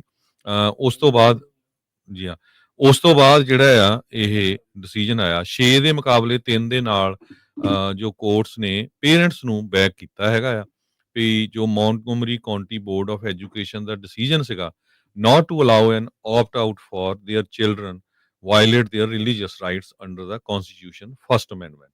ਸੋ ਜੇ ਪੇਰੈਂਟਸ ਚਾਹੁੰਦੇ ਆ ਕਿ ਸਾਡੇ ਬੱਚਿਆਂ ਨੂੰ ਕੋਈ LGBTQ ਵਾਲੀ ਕਿਸੇ ਤਰ੍ਹਾਂ ਦੀ ਜਿਹੜੀ ਐਜੂਕੇਸ਼ਨ ਆ ਉਹ ਨਾ ਦਿੱਤੀ ਜਾਵੇ ਤੇ ਇਹ ਉਹਨਾਂ ਦਾ ਹੱਕ ਹੈਗਾ ਆ। ਸੋ ਉਹ ਸਕੂਲ ਧੱਕੇ ਨਾਲ ਉਹਨਾਂ ਨੂੰ ਉਹਦੇ ਬਾਰੇ ਨਹੀਂ ਪੜ੍ਹਾ ਸਕਦਾ, ਉਹ ਆਪਟ ਆਊਟ ਕਰ ਸਕਦੇ ਹੈਗੇ ਆ ਜੀ। ਸੋ ਬਿਲਕੁਲ ਸੋ ਇਹ ਵੀ ਇੱਕ ਵੱਡਾ ਜਿਹੜਾ ਉਹ ਫੈਸਲਾ ਸੁਪਰੀਮ ਕੋਰਟ ਨੇ ਜਿਹੜਾ ਉਹ ਸੁਣਾਇਆ ਹੈ ਮੌਂਟਗੋਮਰੀ ਕਾਉਂਟੀ ਦਾ, ਜਿੱਦਾਂ ਹਰਜੋਤ ਸਿੰਘ ਜੀ ਨੇ ਦੱਸਿਆ ਵੀ ਇਸ ਦੇ ਵਿੱਚ ਆ। ਸੋ ਅੱਜ ਸੁਪਰੀਮ ਕੋਰਟ ਦੀ ਟਰਮ ਦਾ ਲਾਸਟ ਦਿਨ ਹੈਗਾ ਆ, ਮੈਂ ਇੱਕ ਵਾਰੀ ਫਿਰ ਦੱਸਦੇ ਜਾਈਏ, ਤੇ ਫਿਰ ਅਕਤੂਬਰ ਦੇ ਵਿੱਚ ਦੁਬਾਰਾ ਜਿਹੜਾ ਉਹ ਆਉਣਗੇ ਤੇ ਇਸ ਨੂੰ ਜਿਹੜਾ ਉਹ ਲੈ ਕੇ ਸੋ ਆਪਾਂ ਜਿੱਦਾਂ ਉਹ ਦੱਸ ਰਹੇ ਹਾਂ LGBTQ ਦੀਆਂ ਜਿਹੜੀਆਂ ਕਹਿੰਦੇ ਵੀ ਜੇ ਉਹਨਾਂ ਨੂੰ ਸਟੋਰੀਜ਼ ਦੇ ਵਿੱਚ ਲੱਗਦਾ ਹੈ ਤਾਂ ਇਹ ਵੀ 6 ਤਰੀਨ ਦੇ ਫੈਸਲੇ ਦੇ ਨਾਲ ਡਿਸੀਜਨ ਦੇ ਨਾਲ ਜਿਹੜਾ ਸੁਪਰੀਮ ਕੋਰਟ ਨੇ ਫੈਸਲਾ ਜਿਹੜਾ ਉਹ ਸੁਣਾਇਆ। ਇਸ ਦੇ ਵਿੱਚ ਜਿਹੜੇ ਜਸਟਿਸ ਸੈਮੂਅਲ ਅਲੀਟੋ ਜੂਨੀਅਰ ਆ ਉਹਨਾਂ ਨੇ ਮੈਜੋਰਟੀ ਦੇ ਲਈ ਜਿਹੜਾ ਆਪਣਾ ਓਪੀਨੀਅਨ ਆ ਉਹ ਲਿਖਿਆ ਆ। ਉਹਨਾਂ ਨੇ ਇਹ ਕਿਹਾ ਵੀ ਜਿਹੜੇ ਬੱਚਿਆਂ ਨੂੰ ਜਿਹੜੀਆਂ ਇੰਸਟਰਕਸ਼ਨਸ ਆ ਉਹ ਕਾਫੀ ਜ਼ਿਆਦਾ ਖਤਰਨਾਕ ਥ੍ਰੈਟ ਆ, ਰੀਅਲ ਥ੍ਰੈਟ ਜਿਹੜਾ ਉਹ ਹੈਗਾ ਆ, ਖਾਸ ਕਰਕੇ ਜਦੋਂ ਆਪਾਂ ਰਿਲੀਜੀਅਸ ਬਿਲੀਫਸ ਐਂਡ ਪ੍ਰੈਕਟਿਸਿਸ ਦੀ ਜਿਹੜੀ ਆ ਉਹ ਗੱਲ ਜਿਹੜੀ ਉਹ ਕਰਦੇ ਹੈਗੇ ਆ। ਸੋ ਜਿਹੜੇ ਜਸਟਿਸ ਸੋਟੋਮਾਯੋਰ ਆ ਉਹਨਾਂ ਨੇ ਡਿਸੈਂਟ ਦੇ ਵੱਲੋਂ ਜਿਹੜਾ ਆ ਉਹ ਲਿਖਿਆ ਆ। ਉਹ ਕਹਿੰਦੇ ਵੀ ਪਬਲਿਕ ਸਕੂਲ ਦੇ ਜਿਹੜੇ ਕੋਰ ਪ੍ਰੀਮਾਈਸ ਹੈਗਾ ਆ, ਉਸ ਦੇ ਉੱਤੇ ਇਹ ਫੈਸਲੇ ਦੇ ਨਾਲ ਜਿਹੜਾ ਉਹ ਵਾਰ ਹੁੰਦਾ ਆ। ਕਹਿੰਦੇ ਵੀ ਜਿਹੜਾ ਮੇਨ ਫੋਕਸ ਪਬਲਿਕ ਸਕੂਲ 'ਚ ਹੁੰਦਾ ਵੀ ਸਾਰਿਆਂ ਨੂੰ ਇਕੱਠੇ ਮਿਲਾ ਕੇ ਜਿਹੜਾ ਉਹ ਲਰਨ ਕਰਾਉਣਾ, ਚਾਹੇ ਉਹ ਫੇਥ ਆ, ਚਾਹੇ ਵੱਖਰੇ ਕਨਸੈਪਟਸ ਆ, ਜੋ ਸੁਸਾਇਟੀ ਦੇ ਕਨਸੈਪਟ ਆ, ਇਹ ਫੈਸਲਾ ਉਸ ਦੇ ਉਲਟ ਜਿਹੜਾ ਆ ਉਹ ਹੁਣ ਜਾਵੇਗਾ। ਸੋ ਮੈਰੀਲੈਂਡ 'ਚ ਜੋ ਐਲੀਮੈਂਟਰੀ ਸਕੂਲ ਆ, ਉੱਥੇ ਜੋ ਬੁੱਕਸ ਆ ਉਹ ਇਹ ਪੜ੍ਹਾਈਆਂ ਜਾਂਦੀਆਂ ਸੀਗੀਆਂ ਵੀ ਅੰਕਲ ਬੌਬੀਜ਼ ਵੈਡਿੰਗ। ਉਹ ਇੱਕ ਗੇ ਕਰੈਕਟਰ ਸੀਗਾ ਜਿਹਦਾ ਵਿਆਹ ਹੋ ਰਿਹਾ ਸੀ, ਤੇ ਬੌਰਨ ਰੈਡੀ, ਤੇ ਉਹਦੇ ਬਾਅਦ ਇੱਕ ਟਰਾਂਸਜੈਂਡਰ ਉਹਦਾ ਬੱਚਾ ਹੁੰਦਾ, ਤੇ ਉਹ ਆਇਡੈਂਟੀਫਾਈ ਐਜ਼ ਏ ਬॉय ਕਰਦਾ। ਸੋ ਇੱਕ ਮੁਸਲਮ ਕਪਲ ਜਿਹਦੇ ਵਿੱਚ ਤਾਮਰ ਮਹਿਮੂਦ ਤੇ ਇਨਸ ਬਰਾਕਤ, ਇਹਨਾਂ ਨੇ ਸੂ ਕੀਤਾ ਸੀ ਐਲੀਮੈਂਟਰੀ ਸਕੂਲ ਨੂੰ। ਉਸ ਤੋਂ ਬਾਅਦ ਕੈਥੋਲਿਕ ਤੇ ਯੂਕਰੇਨੀਅਨ ਆਰਥੋਡਾਕਸ ਚਰਚਸ ਵੀ ਇਸ ਸੂ ਦੇ ਵਿੱਚ ਇਨਵੋਲਵ ਹੋ ਗਏ ਸੀ। ਸੋ ਹੁਣ ਉਸ ਤੋਂ ਬਾਅਦ ਇਹ ਜਿਹੜਾ ਹੁਣ ਡਿਸੀਜਨ ਯੂਐਸ ਦੀ ਸੁਪਰੀਮ ਕੋਰਟ ਨੇ ਦੇ ਦਿੱਤਾ ਹੈਗਾ। ਸੋ ਆਪਣੇ ਬੱਚਿਆਂ ਦੇ ਨਾਲ ਬਿਲਕੁਲ ਜੋ ਉਹਨਾਂ ਨੂੰ ਸਕੂਲ 'ਚ ਪੜ੍ਹਾਇਆ ਜਾਂਦਾ ਆ, ਕੁਝ ਵੀ ਪੜ੍ਹਾਇਆ ਜਾਂਦਾ, ਉਹਦੇ ਬਾਰੇ ਜ਼ਰੂਰ ਗੱਲਬਾਤ ਕਰਿਆ ਕਰੋ। ਉਹ ਤੋਂ ਬਾਅਦ ਫਿਰ ਤੁਸੀਂ ਜਿਹੜੇ ਆ ਆਪਣੇ ਟੀਚਰਸ ਆ ਉਹਨਾਂ ਦੇ ਨਾਲ ਗੱਲਬਾਤ ਕਰ ਸਕਦੇ ਜੀ। ਇਹ ਪਹਿਲਾਂ ਹੀ ਦੱਸ ਜਾਈਏ ਵੀ ਇਹ ਜਿਹੜੀ ਚੈਰਿਟੀ ਆ, ਇਹ ਜਿਹੜੀ ਆਰਗੇਨਾਈਜੇਸ਼ਨ ਆ, ਇਹ ਪਹਿਲਾਂ ਵੀ ਅਦਾਲਤਾਂ ਦੇ ਵਿੱਚ ਜਿਹੜੀ ਉਹ ਰਹੀ ਆ। ਟੈਕਸ ਐਗਜ਼ੈਂਪਸ਼ਨ ਦੇ ਲਈ ਇਹਨਾਂ ਨੇ ਫਾਈਲ ਜਿਹੜਾ ਉਹ ਕੀਤਾ ਸੀਗਾ, ਕੈਥੋਲਿਕ ਚਰਚ ਜਿਹੜਾ ਰਿਸੀਵ ਕਰਦਾ ਆ, ਪਰ ਇਹ 4-4 ਦੇ ਡਿਸੀਜਨ ਦੇ ਨਾਲ ਮਈ ਦੇ ਵਿੱਚ ਡੈਡਲੌਕ ਜਿਹੜਾ ਉਹ ਹੋਇਆ ਸੀਗਾ। ਜਿਹੜਾ first public religious charter school ਦੇ ਕ੍ਰੀਏਸ਼ਨ ਨੂੰ ਜਿਹੜਾ ਉਹ ਰੋਕ ਦਿੱਤਾ ਗਿਆ ਸੀਗਾ ਉਸ ਟਾਈਮ ਦੇ ਜਿਹੜਾ ਉਹ ਉੱਤੇ। ਸੋ ਮੌਂਟਗੋਮਰੀ ਕਾਊਂਟੀ 'ਚ ਇਹ ਜਿਹੜੀਆਂ ਕਿਤਾਬਾਂ ਹਰਜੋਤ ਸਿੰਘ ਜੀ 2022 ਤੋਂ ਪੜ੍ਹਾਈਆਂ ਜਿਹੜੀਆਂ ਉਹ ਜਾ ਰਹੀਆਂ ਨੇ, ਜਿੱਦਾਂ ਅੰਕਲ ਬੌਬੀ ਵੈਡਿੰਗ ਤੇ ਲਵ ਵਾਇਲਟ ਦਾ ਜਿਹੜਾ ਉਹ ਦੱਸਿਆ ਵੀ 3 ਜੋੜਿਆਂ ਨੇ, ਤੇ ਇਹ ਜਿਹੜੀ ਆਰਗੇਨਾਈਜੇਸ਼ਨ ਆ ਕਿਡਸ ਫਸਟ, ਉਹਨਾਂ ਦੇ ਦੁਆਰਾ ਜਿਹੜਾ ਇਹ ਲਾਸੂਟ ਲਿਆਂਦਾ ਗਿਆ ਸੀਗਾ। ਸੋ ਇਸ ਦੇ ਵਿੱਚ ਵੀ ਜਿਹੜੀ ਇੱਕ ਵੱਡੀ ਜਿੱਤ ਇਹਨਾਂ ਦੀ ਜਿਹੜੀ ਉਹ ਹੋਈ ਹੈ। ਟਰੰਪ ਐਡਮਿਨਿਸਟ੍ਰੇਸ਼ਨ ਇਹਨਾਂ ਪਰਿਵਾਰਾਂ ਦੇ ਨਾਲ ਤੇ ਇਸ ਆਰਗੇਨਾਈਜੇਸ਼ਨ ਦੀ ਪਿੱਠ ਦੇ ਉੱਤੇ ਜਿਹੜਾ ਉਹ ਖੜਾ ਸੀਗਾ। ਉਹਨਾਂ ਨੇ ਜਿਹੜਾ ਉਹ ਬੈਕ ਕਰ ਰਿਹਾ ਸੀਗਾ ਇਹਨਾਂ ਪੇਰੈਂਟਸ ਨੂੰ, ਅਤੇ ਜਸਟਿਸਿਸ ਜਿਹੜੇ ਆ ਉਹ ਜਸਟਿਸਿਸ ਨੂੰ ਕਹਿ ਰਿਹਾ ਸੀਗਾ ਕੋਰਟ ਦੇ ਵੀ ਇਹਨਾਂ ਦੇ ਨਾਲ ਇੰਪ੍ਰੋਪਰਲੀ ਜਿਹੜੇ ਆ ਫੋਰਸ ਕਰ ਰਹੇ ਆ ਇਹਨਾਂ ਫੈਮਿਲੀਜ਼ ਨੂੰ ਜਿਹੜਾ ਚੂਜ਼ ਕਰਨ ਦੇ ਲਈ ਵੀ ਉਹ ਆਪਣੇ ਜਿਹੜੇ ਰਿਲੀਜੀਅਸ ਬਿਲੀਵਸ ਆ ਉਹਦੇ ਲਈ ਜਾਣ, ਜਾਂ ਪਬਲਿਕ ਸਕੂਲ ਦਾ ਜਿਹੜਾ ਬੈਨੀਫਿਟ ਆ ਉਹ ਜਿਹੜਾ ਉਹ ਲੈਣ। ਸੋ ਹੁਣ ਆਪਟ ਆਊਟ ਕਰਨ ਦੀ ਜਿਹੜੀ ਆਪਸ਼ਨ ਆ ਉਹ ਇਸ ਦੇ ਵਿੱਚ ਇਹਨਾਂ ਨੂੰ ਦੇ ਦਿੱਤੀ ਗਈ ਹੈਗੀ ਆ। ਤੀਜਾ ਜਿਹੜਾ ਸਭ ਤੋਂ ਵੱਡਾ ਇੱਕ ਡਿਸੀਜਨ ਹੋਰ ਅੱਜ ਯੂਐਸ ਦੀ ਸੁਪਰੀਮ ਕੋਰਟ ਨੇ ਦਿੱਤਾ ਹੈ, ਉਹ ਟੈਕਸਸ ਦੇ ਵਿੱਚ ਏਜ ਵੈਰੀਫਿਕੇਸ਼ਨ ਲਾ ਆ, ਜੋ ਪੋਰਨ ਸਾਈਟਸ ਨੂੰ ਲੈ ਕੇ ਹੈਗਾ। ਸੋ ਉਹਦੇ ਮੁਤਾਬਕ ਜਿਹੜੇ ਪੋਰਨ ਸਾਈਟਸ ਆ, ਇਹ ਟੈਕਸਸ ਦੇ ਵਿੱਚ ਲਾ ਪਾਸ ਹੋਇਆ ਸੀ ਵੀ ਉਹਨਾਂ ਨੂੰ ਵੈਰੀਫਾਈ ਕਰਨਾ ਪਊਗਾ ਵੀ ਜੋ ਉਹਨਾਂ ਨੂੰ ਕੋਈ ਦੇਖ ਰਿਹਾ ਹੈਗਾ ਆ ਉਹ 18 ਸਾਲ ਤੋਂ ਉੱਪਰ ਦਾ ਹੈਗਾ ਕਿ ਨਹੀਂ, ਤਾਂ ਕਿ ਜਿਹੜੇ ਮਾਈਨਰਸ ਆ ਉਹਨਾਂ ਨੂੰ ਪ੍ਰੋਟੈਕਟ ਕੀਤਾ ਜਾ ਸਕੇ violating the First Amendment rights of adults. Courts ਨੇ ਜੋ 6 ਦੇ ਮੁਕਾਬਲੇ 3 ਦੇ ਨਾਲ ਜਿਹੜਾ ਡਿਸੀਜਨ ਦਿੱਤਾ ਹੈ, ਲਿਬਰਲ ਜਸਟਿਸਸ ਨੇ ਡਿਸੈਂਟ ਕੀਤਾ ਹੈਗਾ ਆ। ਸੋ ਮੈਜੋਰਿਟੀ ਨੇ ਇਹ ਕਿਹਾ ਵੀ ਜਿਹੜਾ ਟੈਕਸਸ ਦਾ ਲਾ ਆ ਉਹ ਬਿਲਕੁਲ ਸ਼ੀਲਡ ਕਰਦਾ ਆ ਬੱਚਿਆਂ ਨੂੰ ਉਹਨਾਂ ਚੀਜ਼ਾਂ ਤੋਂ, ਖਾਸ ਕਰਕੇ ਸੈਕਸ਼ੂਅਲੀ ਐਕਸਪਲਿਸਿਟ ਕੰਟੈਂਟ ਜੋ ਹੈਗਾ ਆ, ਕਿਉਂਕਿ ਇਹਦੇ ਸੰਬੰਧ ਦੇ ਵਿੱਚ ਜਸਟਿਸ ਕਲੈਰੈਂਸ ਥਾਮਸ ਨੇ ਇਹ ਡਿਸੀਜਨ ਲਿਖਿਆ ਮੈਜੋਰਿਟੀ 'ਚ। ਉਹਨਾਂ ਨੇ ਕਿਹਾ ਵੀ ਜਿਹੜਾ ਯੂਜ਼ ਆਫ ਪੋਰਨੋਗ੍ਰਾਫੀ ਆ, ਇਹ ਸਬਜੈਕਟ ਆਫ ਸੋਸ਼ਲ ਸਟਿਗਮਨ ਹੈਗਾ।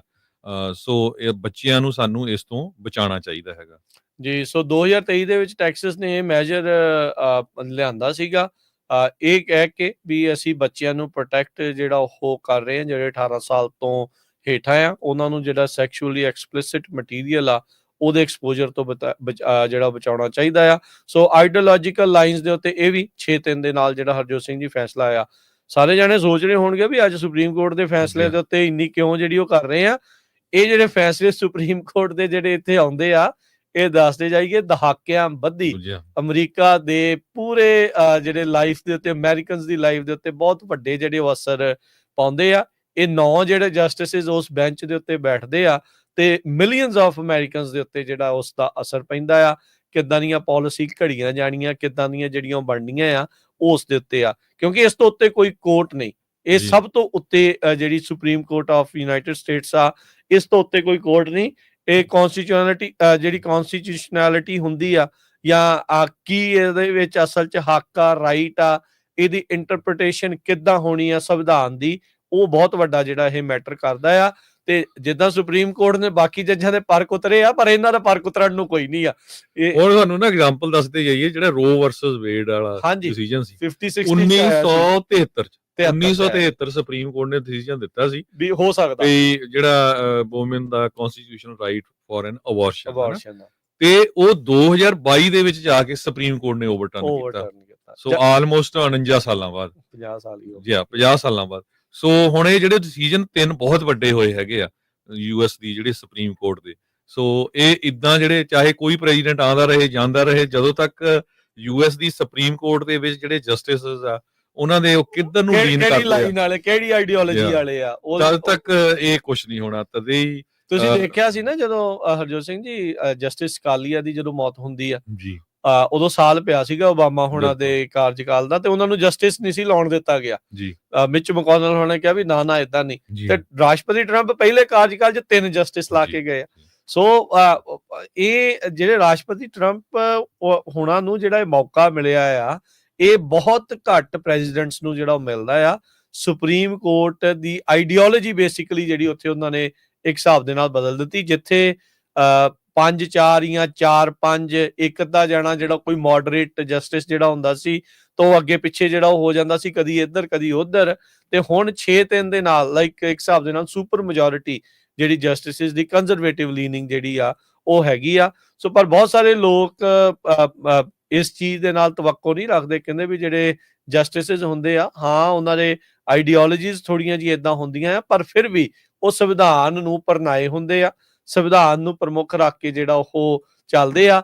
ਪਰ ਜਦ ਆਮ ਲੋਕਾਂ ਨੂੰ ਹਰਜੋਤ ਸਿੰਘ ਜੀ ਸੁਣਨ ਦੇ ਵਿੱਚ ਆਉਂਦਾ ਵੀ 6-3 ਦੇ ਨਾਲ ਵੀ ਕੰਜ਼ਰਵੇਟਿਵ ਜਸਟਿਸ ਨੇ ਹੱਕ 'ਚ ਕੀਤਾ, ਉਹਨਾਂ ਨੇ ਉਲਟ ਕੀਤਾ, ਸੋ ਉਹਨਾਂ ਨੂੰ ਵੀ ਇਦਾਂ ਲੱਗਦਾ ਹੁੰਦਾ ਵੀ ਕਿਤੇ ਜਿਹੜਾ ਸੁਪਰੀਮ ਕੋਰਟ ਆ ਉਹ ਜਿਹੜਾ ਉਸ ਦੇ ਵਿੱਚ ਪੋਲਿਟਿਸਾਈਜ਼ ਜਿਹੜਾ ਉਹ ਹੋ ਚੁੱਕਾ ਆ। ਰਿਐਲਿਟੀ ਕੀ ਆ, ਇਹ ਤਾਂ ਉਹਨਾਂ ਜਸਟਿਸਿਸ ਦੇ ਮਨ ਦੇ ਅੰਦਰ ਹੀ ਜਿਹੜਾ ਉਹ ਪਤਾ ਜਿਹੜਾ ਉਹ ਚੱਲੇਗਾ। ਤੇ ਹਰਜੋਤ ਸਿੰਘ ਜੀ ਹੁਣ ਇੱਕ ਬ੍ਰੇਕ ਦਾ ਵਕਤ ਹੋ ਗਿਆ, ਬ੍ਰੇਕ ਲਵਾਂਗੇ। ਬ੍ਰੇਕ ਤੋਂ ਬਾਅਦ ਖਬਰਾਂ ਦਾ ਸਿਲਸਿਲਾ ਅਪਡੇਟ ਅਮਰੀਕਾ ਦੇ ਵਿੱਚ ਜਾਰੀ ਰਹੇਗਾ। ਏਦਾਂ ਜੁੜੇ ਰਹੋ ਪੰਜਾਬੀ ਰੇਡੀਓ USA ਦੇ ਨਾਲ।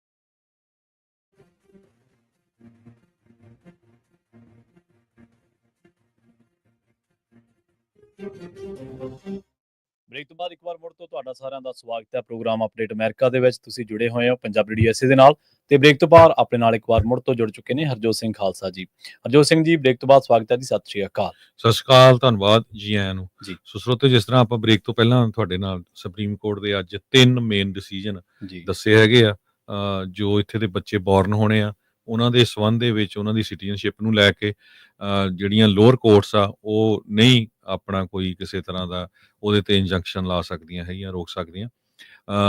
ਹਾਲਾਂਕਿ ਬਾਅਦ ਦੇ ਵਿੱਚ ਸੁਪਰੀਮ ਕੋਰਟ ਡਿਸਾਈਡ ਕਰੂਗੀ ਵੀ ਹਾਂ ਉਹ ਬੱਚੇ ਸਿਟੀਜ਼ਨ ਬਣ ਸਕਦੇ ਆ ਜਾਂ ਨਹੀਂ, ਪਰ ਟਰੰਪ ਉਹਨਾਂ ਨੇ ਕਿਹਾ ਵੀ ਮੈਂ ਇਸ ਨੂੰ ਛੇਤੀ ਲਾਗੂ ਕਰਨਾ ਸ਼ੁਰੂ ਕਰੂੰਗਾ। ਦੂਸਰਾ ਸੀਗਾ ਜੋ LGBTQ ਉਹਨੂੰ ਲੈ ਕੇ ਵੀ ਬੱਚਿਆਂ ਨੂੰ ਉਹ ਸਕੂਲਾਂ ਦੇ ਵਿੱਚ ਜਿਹੜਾ ਪੜ੍ਹਾਇਆ ਜਾ ਸਕਦਾ ਆ ਕਿ ਨਹੀਂ। ਇਹਦੇ ਸੰਬੰਧ ਦੇ ਵਿੱਚ ਜਿਹੜੀ ਆ ਬਿਗ ਵਿਨ ਬਹੁਤ ਸਾਰੇ ਜਿਹੜੇ ਪੇਰੈਂਟਸ ਆ ਉਹ ਕਹਿੰਦੇ ਆ ਵੀ ਉਹਨਾਂ ਨੂੰ ਹੋਈ ਹੈਗੀ ਆ। ਸੋ ਇਹ ਜਿਹੜਾ ਸੁਪਰੀਮ ਕੋਰਟ ਦਾ ਵਰਥਰਾਈਟ ਸਿਟੀਜ਼ਨਸ਼ਿਪ LGBTQ ਇਹ ਜਿਹੜੇ ਡਿਸੀਜਨ ਆਏ ਆ, ਇਹ ਬਹੁਤ ਹੀ ਇੰਪੋਰਟੈਂਟ ਜਿਹੜੇ ਡਿਸੀਜਨ ਹੈਗੇ ਆ, ਜਿਹੜੇ ਆਉਣ ਵਾਲੇ ਪਤਾ ਨਹੀਂ ਕਿੰਨੇ ਸਾਲਾਂ ਤੱਕ ਜਿਹੜੇ ਆ ਇਸੇ ਤਰ੍ਹਾਂ ਹੀ ਚੱਲਣਗੇ। ਜੀ ਜੀ। ਅਗਲੀ ਖਬਰ ਜਿਹੜੀ ਆ ਨਿਊਯਾਰਕ ਦੇ ਮੇਅਰਲ ਕੈਂਡੀਡੇਟ ਨੂੰ ਮੇਅਰਲ ਕੈਂਡੀਡੇਟ ਨੂੰ ਲੈ ਕੇ ਹੈਗੀ ਆ, ਕਿਉਂਕਿ ਜੋ ਕੈਂਡੀਡੇਟ ਨਿਊਯਾਰਕ ਦੇ ਵਿੱਚ ਵਿਨ ਕੀਤੇ ਹੈਗੇ ਆ ਉਹਨਾਂ ਨੂੰ ਲੈ ਕੇ ਇਕੱਲਾ ਰਿਪਬਲਿਕਨ ਨਹੀਂ, ਡੈਮੋਕ੍ਰੈਟਿਕ ਪਾਰਟੀ ਦੇ ਵਿੱਚ ਵੀ ਬਹੁਤ ਜ਼ਿਆਦਾ ਜਿਹੜੀ ਹਿਲਜੁਲ ਹੋਈ ਹੈਗੀ ਆ। ਜ਼ੋਹਰਾਨ ਮਮਦਾਨੀ ਇਹ ਇੱਕ ਤਰ੍ਹਾਂ ਨਾਲ ਭਾਰਤੀ ਮੂਲ ਦਾ, ਫਾਦਰ ਇਹਨਾਂ ਦਾ ਮੁਸਲਮਾਨ ਆ ਤੇ ਮਾਂ ਦੱਸ ਰਹੇ ਆ ਵੀ ਪੰਜਾਬੀ ਮੂਲ ਦੀ ਆ। 33 ਸਾਲਾਂ ਦਾ ਮਮਦਾਨੀ, ਜੋ ਇਹਦਾ ਫਾਦਰ ਆ ਮਹਿਮੂਦ ਮਮਦਾਨੀ 79 ਸਾਲਾਂ ਦਾ, ਉਹਨਾਂ ਨੇ ਕਿਸ ਤਰ੍ਹਾਂ ਉਹਨੂੰ ਤਿਆਰ ਕੀਤਾ। ਉਹ ਕੋਲੰਬੀਆ ਯੂਨੀਵਰਸਿਟੀ ਦੇ ਵਿੱਚ ਪ੍ਰੋਫੈਸਰ ਰਹੇ ਆ। ਜਿਹੜੀ ਮਾਂ ਉਹਨਾਂ ਦੀ ਹੈਗੀ ਆ ਮੀਰਾ ਨਈਅਰ, ਉਹ 67 ਸਾਲਾਂ ਦੀ। ਉਹਨਾਂ ਨੇ ਬਹੁਤ ਸਾਰੀਆਂ ਮੂਵੀਆਂ ਬਣਾਈਆਂ ਜਿੱਦਾਂ ਨੇਮ ਸੇਕ, ਸਲਾਮ ਬੰਬੇ, ਮਿਸੀਸਿਪੀ ਮਸਾਲਾ, ਮੌਨਸੂਨ ਵੈਡਿੰਗ, ਇੱਦਾਂ ਦੀਆਂ ਜਿਹੜੀਆਂ ਮੂਵੀਜ਼ ਆ ਉਹ ਬਣਾਈਆਂ ਹੈਗੀਆਂ। ਸੋ ਉਹਨਾਂ ਨੇ ਬਹੁਤ ਹੀ ਵਧੀਆ ਤਰੀਕੇ ਦੇ ਨਾਲ ਕਹਿੰਦੇ ਵੀ ਆਪਣੇ ਪੁੱਤ ਨੂੰ ਜਿਹੜਾ ਤਿਆਰ ਕੀਤਾ। ਤੇ ਇੱਕ ਤਰ੍ਹਾਂ ਨਾਲ ਡੈਮੋਕ੍ਰੇਟਸ ਵੀ ਨਿਊਯਾਰਕ ਦੇ ਵਿੱਚ ਸਰਪ੍ਰਾਈਜ਼ ਹੋ ਗਿਆ ਵੀ ਇਹ ਕੈਂਡੀਡੇਟ ਜਿਹੜਾ ਬਹੁਤ ਲਿਬਰਲ ਲੈਫਟ ਲੀਨਿੰਗ ਹੈਗਾ ਕਿਸ ਤਰ੍ਹਾਂ ਜਿੱਤ ਗਿਆ ਹੈਗਾ। ਸੋ ਐਕਸ ਗਵਰਨਰ ਜਿਹੜੇ ਕੁਮੋ ਆ ਉਹਨਾਂ ਨੂੰ ਹਰਾਇਆ, ਪਰ ਹੁਣ ਅੱਜ ਫੇਰ ਉਹਨਾਂ ਨੇ ਸਟੇਟਮੈਂਟ ਦਿੱਤੀ ਹੈਗੀ ਆ। ਜੋ ਸਾਬਕਾ ਗਵਰਨਰ ਆ ਨਿਊਯਾਰਕ ਦੇ ਐਂਡਰਿਊ ਕੁਮੋ, ਉਹਨਾਂ ਨੂੰ ਇਹ ਮਮਦਾਨੀ ਨੇ ਹਰਾਇਆ, ਜਿਹੜਾ ਇੱਕ ਅਸੈਂਬਲੀ ਮੈਂਬਰ ਹੀ ਸੀਗਾ। ਦੇਖ ਲਓ ਤੁਸੀਂ, ਇੱਥੋਂ ਅੰਦਾਜ਼ਾ ਲਾ ਲਓ। ਤੇ ਉਹ ਕਹਿੰਦੇ ਨਹੀਂ, ਮੈਂ ਫੇਰ ਇੱਕ ਵਾਰੀ ਰੇਸ ਦੇ ਵਿੱਚ ਆ ਰਿਹਾ ਆ। ਮਮਦਾਨੀ 33 ਸਾਲਾਂ ਦਾ ਆ, ਜਿਹੜੇ ਐਂਡਰਿਊ ਕੁਮੋ ਆ ਇਹ 67 ਸਾਲਾਂ ਦੇ ਹੈਗੇ ਆ। ਸੋ ਜੋ ਹੁਣ ਜਿਹੜੀ ਪ੍ਰਾਇਮਰੀ ਦੇ ਵਿੱਚ ਕਿਉਂਕਿ ਕੋਈ ਵੀ 50% ਨਹੀਂ ਲੈ ਸਕਿਆ ਸੀ, ਤੇ ਹੁਣ ਜਿਹੜੀ ਦੁਬਾਰਾ ਕੀ ਜਿਹੜੀ ਇਲੈਕਸ਼ਨ ਹੋਊਗੀ ਉਹਦੇ ਵਿੱਚ ਦੇਖੋ ਜੋ ਮਮਦਾਨੀ ਆ ਉਹ ਜਿੱਤਦੇ ਕਿ ਨਹੀਂ। ਪਰ ਇਸ ਨੂੰ ਲੈ ਕੇ ਅਮਰੀਕਾ ਦੇ ਵਿੱਚ ਜਿਹੜੀ ਹੇਟ ਆ ਉਹ ਬਹੁਤ ਜ਼ਿਆਦਾ ਫੈਲੀ ਹੈਗੀ ਆ। ਖਾਸ ਕਰਕੇ ਮੁਸਲਮਾਨਾਂ ਨੂੰ ਹਿੱਟ ਕੀਤਾ ਗਿਆ। ਜਦੋਂ ਮੁਸਲਮਾਨਾਂ ਨੂੰ ਹਿੱਟ ਕੀਤਾ ਜਾਂਦਾ ਹੈ ਤੇ ਨੈਚੁਰਲੀ ਸਿੱਖਾਂ ਦਾ ਵੀ ਆਪਣੇ ਆਪ ਉਹਨਾਂ ਦੇ ਅਗੇਂਸਟ ਜਿਹੜੇ ਆ ਹੇਟ ਕ੍ਰਾਈਮ ਹੋਣੇ ਸ਼ੁਰੂ ਹੋ ਜਾਂਦੇ ਆ, ਕਿਉਂਕਿ ਆਪਣੀ ਆਇਡੈਂਟੀਟੀ ਕਰਕੇ। ਇੰਨਾ ਜ਼ਿਆਦਾ ਨੈਗੇਟਿਵ ਪੁਆਇੰਟਸ ਜਾਂ ਨੈਗੇਟਿਵ ਸਟੇਟਮੈਂਟਸ ਆਈਆਂ। ਇੱਕ ਰਿਪਬਲਿਕਨ ਪਾਰਟੀ ਦੀ ਹੈਗੀ ਲੌਰਾ ਲੂਮਰ, ਉਹਨੇ ਤਾਂ ਇਹ ਕਿਹਾ ਵੀ ਜਿਹੜਾ ਇਹ ਮਮਦਾਨੀ ਆ ਇਹਨੂੰ ਤਾਂ ਡਿਪੋਰਟ ਕਰ ਦੇਣਾ ਚਾਹੀਦਾ ਸੀ ਜੀ। ਤੇ ਇੱਕ ਹੁਣ ਟੈਨਸੀ ਦੀ ਹੋਰ ਰਿਪਬਲਿਕਨ ਹੈਗੀ ਆ, ਉਹਨਾਂ ਨੇ ਇਹ ਸਟੇਟਮੈਂਟ ਜਾਰੀ ਕੀਤੀ ਆ ਵੀ ਮਮਦਾਨੀ ਨੂੰ ਡੀਨੈਚੁਰਲਾਈਜ਼ ਕਰਕੇ ਡਿਪੋਰਟ ਕਰ ਦਿੱਤਾ ਜਾਵੇ। ਸੋ ਇਦਾਂ ਦੀਆਂ ਜਿਹੜੀਆਂ ਸਟੇਟਮੈਂਟਸ ਆ ਉਹ ਇਲੈਕਟਿਡ ਆਫੀਸ਼ੀਅਲਸ ਜਿਹੜੇ ਹੈਗੇ ਆ ਉਹ ਕਰ ਰਹੇ ਆ ਅਮਰੀਕਾ ਦੇ ਵਿੱਚ। ਪਰ ਅਮਰੀਕਾ ਦੀ ਜਿਹੜੀ ਆਮ ਜਨਤਾ ਆ ਉਹਨਾਂ ਨੇ ਦੇਖੋ ਵੀ ਉਹ ਨਾ ਉਹਦਾ ਕੋਈ ਧਰਮ ਦੇਖਿਆ ਨਾ ਕੁਛ, ਉਹਦੀ ਕੁਆਲੀਫਿਕੇਸ਼ਨ ਦੇਖੀ ਆ, ਉਹਨੂੰ ਦੇਖ ਕੇ ਜਿਹੜਾ ਆ ਉਹਦੀ ਵਿਨ ਹੋਈ ਹੈਗੀ ਆ। ਸੋ ਇਹ ਅਮਰੀਕਾ ਦੀ ਇੱਕ ਬਹੁਤ ਵਧੀਆ ਜਿਹੜੀ ਖਾਸੀਅਤ ਹੈਗੀ ਆ ਵੀ ਲੋਕਾਂ ਦੇ ਕੋਲ ਕਿੰਨੇ ਹੱਕ ਆ। ਠੀਕ ਆ, ਕੋਈ ਪੋਲੀਟੀਸ਼ੀਅਨ ਜਿੱਦਾਂ ਮਰਜ਼ੀ ਸੋਚੀ ਜਾਵੇ, ਜਿੱਦਾਂ ਦੇ ਮਰਜ਼ੀ ਬਿਆਨ ਦੇਈ ਜਾਵੇ, ਪਰ ਉਹਦੇ ਉੱਤੇ ਜਿਹੜਾ ਆ ਲੋਕਾਂ ਦੇ ਉਹਨਾਂ ਦਾ ਜਿਹੜਾ ਬਾਹਲਾ ਅਸਰ ਨਹੀਂ ਹੁੰਦਾ ਹੈਗਾ। ਸੋ ਲੌਰਾ ਲੂਮਰ ਨੇ ਤਾਂ ਇਹ ਤਾਂ ਕਹਿਤਾ ਸੀ ਵੀ ਜਿਹੜੇ 9/11 ਚ ਜਿਨ੍ਹਾਂ ਨੇ ਸਿੱਟੀਆਂ ਸੀਗੀਆਂ ਟਾਵਰਸ ਉਹ ਮੁਸਲਮਾਨ ਸੀ, ਤੇ ਹੁਣ ਤੁਸੀਂ ਦੇਖੋ ਵੀ ਨਿਊਯਾਰਕ ਦੇ ਲੋਕਾਂ ਨੇ ਇੱਕ ਮੁਸਲਮਾਨ ਨੂੰ ਜਿਹੜਾ ਆ ਆਪਣਾ ਐਜ਼ ਏ ਮੇਅਰ ਕੈਂਡੀਡੇਟ ਜਿਹੜਾ ਚੁਣ ਲਿਆ ਹੈਗਾ ਆ। ਸੋ ਇਦਾਂ ਦੀਆਂ ਜਿਹੜੀਆਂ ਸਟੇਟਮੈਂਟਸ ਹੇਟ ਦੀਆਂ ਆ ਇਹ ਕਈ ਜਿਹੜੇ ਰਿਪਬਲਿਕਨ ਲੋਕ ਹੈਗੇ ਆ ਉਹਨਾਂ ਵੱਲੋਂ ਆ ਰਹੀਆਂ ਹੈਗੀਆਂ। ਜੀ ਬਿਲਕੁਲ।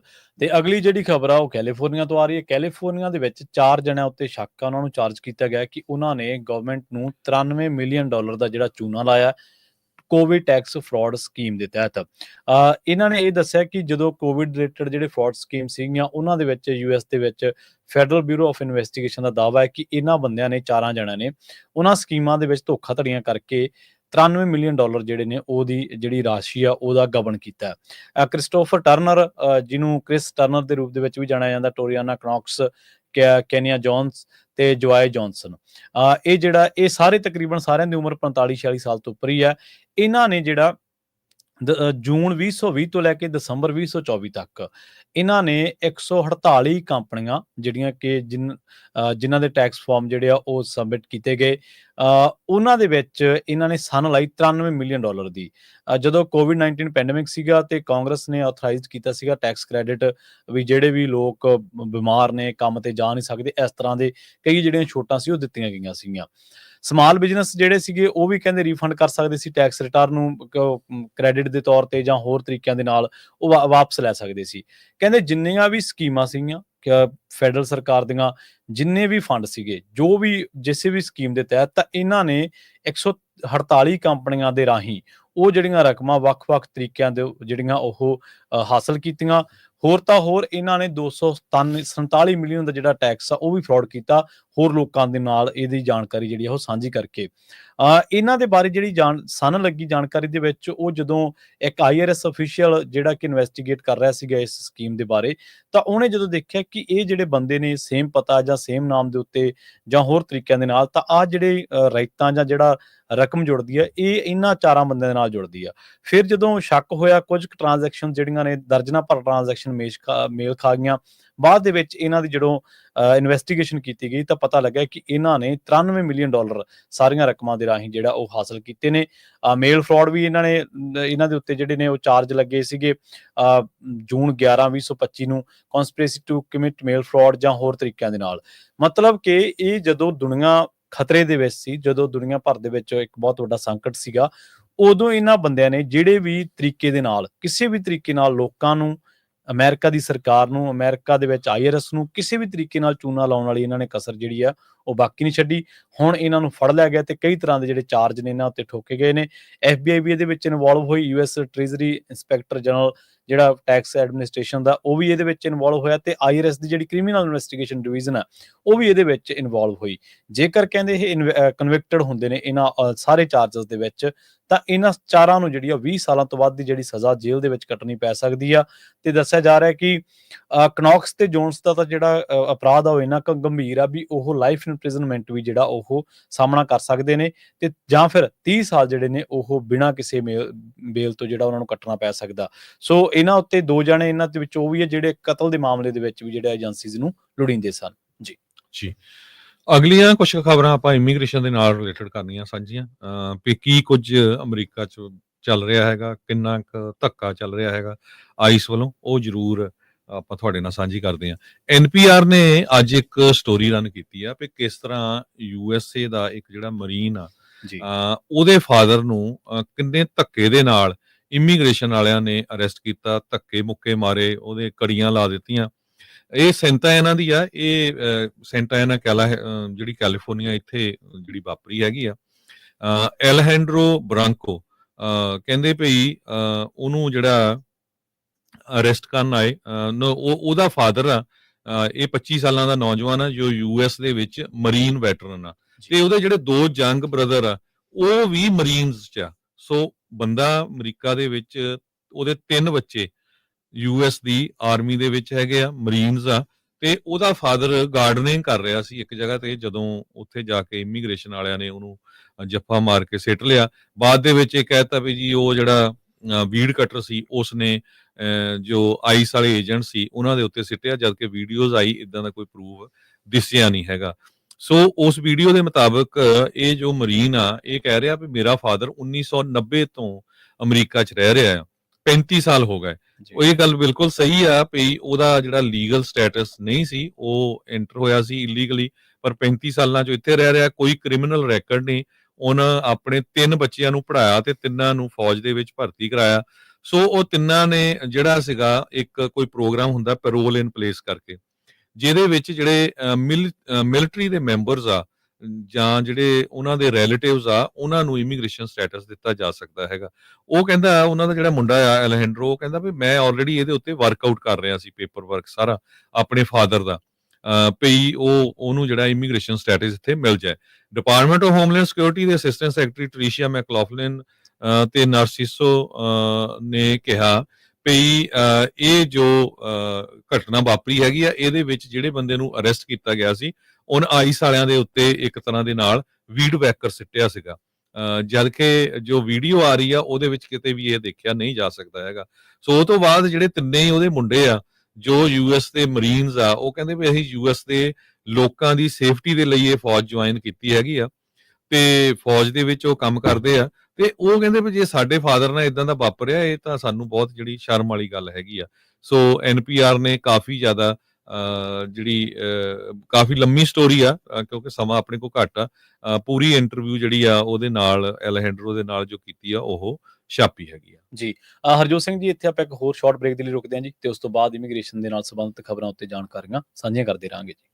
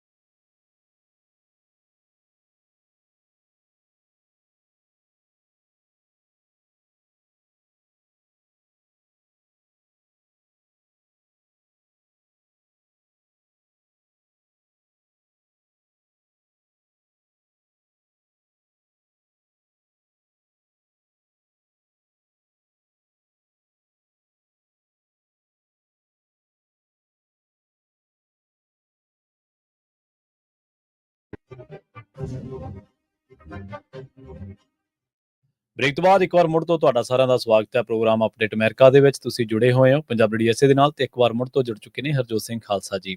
ਹਰਜੋਤ ਸਿੰਘ ਜੀ, ਬ੍ਰੇਕ ਤੋਂ ਬਾਅਦ ਸਵਾਗਤ ਹੈ ਜੀ। ਸਤਿ ਸ਼੍ਰੀ ਅਕਾਲ। ਸਤਿ ਸ਼੍ਰੀ ਅਕਾਲ, ਧੰਨਵਾਦ ਜੀ ਆਇਆਂ ਨੂੰ ਜੀ। ਸੋ ਸਰੋਤਿਓ, ਜਿਸ ਤਰ੍ਹਾਂ ਮੈਂ ਪਹਿਲਾਂ ਦੱਸਿਆ ਸੀ, ਬ੍ਰੇਕ ਤੋਂ ਬਾਅਦ ਹੋਰ ਆਪਾਂ ਇਮੀਗ੍ਰੇਸ਼ਨ ਨਾਲ ਰਿਲੇਟਡ ਇੱਕ ਦੋ ਖਬਰਾਂ ਸਾਂਝੀਆਂ ਕਰਨੀਆਂ। ਕੱਲ ਵੀ ਖਬਰਾਂ ਕੀਤੀਆਂ ਸੀਆਂ, ਪਰ ਇੱਕ ਦੋ ਜਿਹੜੇ ਹੈਗੇ ਆ ਉਹ ਕਮੈਂਟ ਪਾ ਦਿੰਦੇ ਵੀ ਦੇਖੋ ਜੀ ਤੁਸੀਂ ਨੈਗੇਟਿਵ ਖਬਰ ਦਿੰਦੇ ਆ, ਜੇ ਕੋਈ ਕ੍ਰਾਈਮ ਕਰੂਗਾ ਆਪੇ ਫੜਿਆ ਜਾਊਗਾ। ਜੀ। ਅੱਜ ਗਾਰਡੀਅਨ ਮੈਗਜ਼ੀਨ ਨੇ ਸਟੈਟਿਸਟਿਕਸ ਦਿੱਤੇ ਆ। ਉਹਨਾਂ ਦੇ ਮੁਤਾਬਕ ਜਦੋਂ ਤੋਂ ਪ੍ਰੈਜ਼ੀਡੈਂਟ ਟਰੰਪ ਹੁਣੀ ਆਏ ਆ 807% ਇਨਕਰੀਜ਼ ਹੋਇਆ ਉਹਨਾਂ ਲੋਕਾਂ ਦਾ ਜਿਨ੍ਹਾਂ ਦਾ ਕ੍ਰਿਮੀਨਲ ਕੋਈ ਰੈਕਡ ਨਹੀਂ ਹੈ। ਠੀਕ ਹੈ। ਸੋ ਟੋਟਲੀ ਜਿਹੜੇ ਭਲੇ ਮਾਨਸ ਲੋਕ ਆ, ਠੀਕ ਆ, ਉਹਨਾਂ ਦਾ ਇਮੀਗ੍ਰੇਸ਼ਨ ਦਾ ਕੋਈ ਨਾ ਕੋਈ ਪ੍ਰੋਬਲਮ ਹੋਊਗੀ, ਪਰ ਕਿਸੇ ਤਰ੍ਹਾਂ ਦਾ ਵੀ ਉਹਨਾਂ ਦੀ ਕ੍ਰਿਮੀਨਲ ਐਕਟੀਵਿਟੀ ਨਹੀਂ, ਉਹਨਾਂ ਬੰਦਿਆਂ ਨੂੰ ਅਰੈਸਟ ਕੀਤਾ ਗਿਆ ਆ।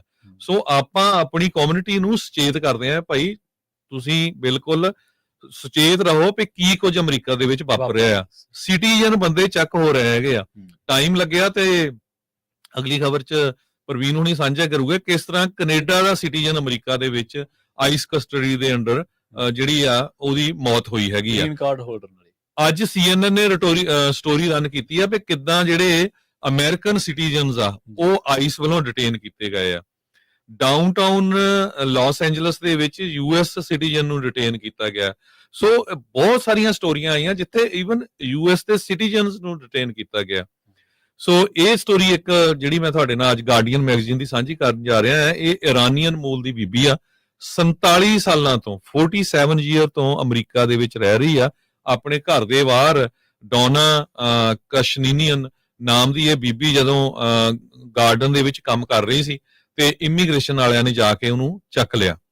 ਉਹ ਕਹਿੰਦੇ ਵੀ 1978 ਦੇ ਵਿੱਚ ਉਹ ਐਜ਼ ਏ ਸਟੂਡੈਂਟ ਵੀਜ਼ਾ ਦੇ ਉੱਤੇ ਆਈ ਸੀ, ਬਾਅਦ ਦੇ ਵਿੱਚ ਉਹਨੂੰ ਪੋਲੀਟੀਕਲ ਅਸਾਈਲਮ ਅਪਲਾਈ ਕਰ ਲਿਆ ਕਿਉਂਕਿ ਉਹਦੇ ਲਿੰਕ ਜਿਹੜੇ ਆ ਉਹ ਸ਼ਾਹ ਆਫ ਇਰਾਨ ਦੇ ਨਾਲ ਸੀਗੇ, ਉਹਨਾਂ ਦੇ ਪਰਿਵਾਰਕ ਰਿਲੇਸ਼ਨ ਸੀ। ਕਿਉਂਕਿ ਉਸ ਟਾਈਮ ਦੇ ਉੱਤੇ ਸਾਰਿਆਂ ਨੂੰ ਪਤਾ ਆ ਵੀ ਜਿਹੜਾ ਸ਼ਾਹ ਆਫ ਇਰਾਨ ਆ ਉਹਨੂੰ ਓਵਰਥਰੋ ਕਰ ਦਿੱਤਾ ਸੀ ਜਿਹੜੀ ਇਰਾਨ ਦੇ ਲੋਕ ਹੈਗੇ ਆ ਉਹਨਾਂ ਨੇ, ਖਮੈਨੀ ਉਹਨਾਂ ਦੇ ਗਰੁੱਪ ਨੇ।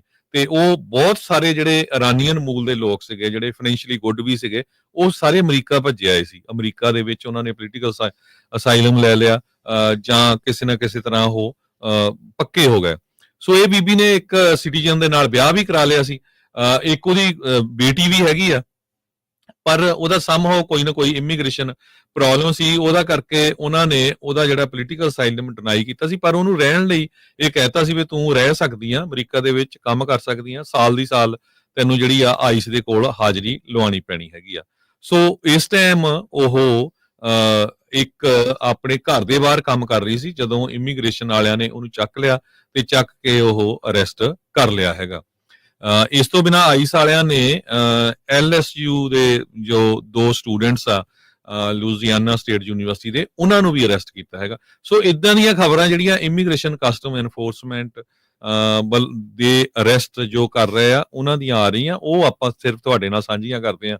ਅਸੀਂ ਆਪਣੇ ਕੋਲੋਂ ਕੋਈ ਸਟੋਰੀ ਬਣਾ ਕੇ ਨਹੀਂ ਜਿਹੜੀ ਤੁਹਾਡੇ ਨਾਲ ਸਾਂਝੀ ਕਰਦੇ, ਉਹ ਜਿਹੜੀ ਨਿਊਜ਼ਪੇਪਰ ਦੇ ਵਿੱਚ ਜਾਂ ਜਿਹੜੇ TV ਸਟੇਸ਼ਨ ਦੇ ਵਿੱਚ ਨਿਊਜ਼ ਹੁੰਦੀ ਆ ਉਹ ਵੀ ਅਸੀਂ ਤੁਹਾਡੇ ਨਾਲ ਹਮੇਸ਼ਾ ਮੈਂਸ਼ਨ ਕਰਦੇ ਆ ਤਾਂ ਕਿ ਤੁਸੀਂ ਉਸ ਨੂੰ ਵੈਰੀਫਾਈ ਕਰ ਸਕੋ। ਜੀ ਬਿਲਕੁਲ। ਤੇ ਅਗਲੀ ਜਿਹੜੀ ਖਬਰ ਕੈਨੇਡਾ ਦੇ ਨਾਲ ਆ, ਅਨੀਤਾ ਆਨੰਦ ਜਿਹੜੇ ਕਿ ਉੱਥੋਂ ਦੇ ਕੈਨੇਡਾ ਦੇ ਫੋਰਨ ਅਫੇਅਰ ਮਿਨਿਸਟਰ ਨੇ, ਉਹਨਾਂ ਨੇ ਵੀ ਹੁਣ ਜਿਹੜੇ ਕਾਉਂਸਲਰ ਅਫੀਸ਼ੀਅਲਸ ਤੋਂ ਜਵਾਬ ਮੰਗਿਆ ਅਮਰੀਕਾ ਦੇ ਵਿੱਚ ਤੇ ਕੈਨੇਡੀਅਨ ਨਾਗਰਿਕ ਦੀ ਮੌਤ ਦੇ ਮਾਮਲੇ ਦੇ ਵਿੱਚ। ਦੱਸਿਆ ਜਾ ਰਿਹਾ ਵੀ 49 ਸਾਲ ਦਾ ਇਹ ਜਿਹੜਾ ਬੰਦਾ ਸੀਗਾ ਉਦੋਂ ਇਹਦੀ ਮੌਤ ਹੋ ਗਈ ਜਦੋਂ ਇਹਨੂੰ US ਜਿਹੜਾ ਇਮੀਗ੍ਰੇਸ਼ਨ ਐਂਡ ਕਸਟਮ ਐਨਫੋਰਸਮੈਂਟ ਨੇ ਕਸਟਡੀ ਦੇ ਵਿੱਚ ਰੱਖਿਆ ਸੀਗਾ ਮਿਆਮੀ ਦੇ ਵਿੱਚ, ਫਲੋਰੀਡਾ ਦੇ ਵਿੱਚ।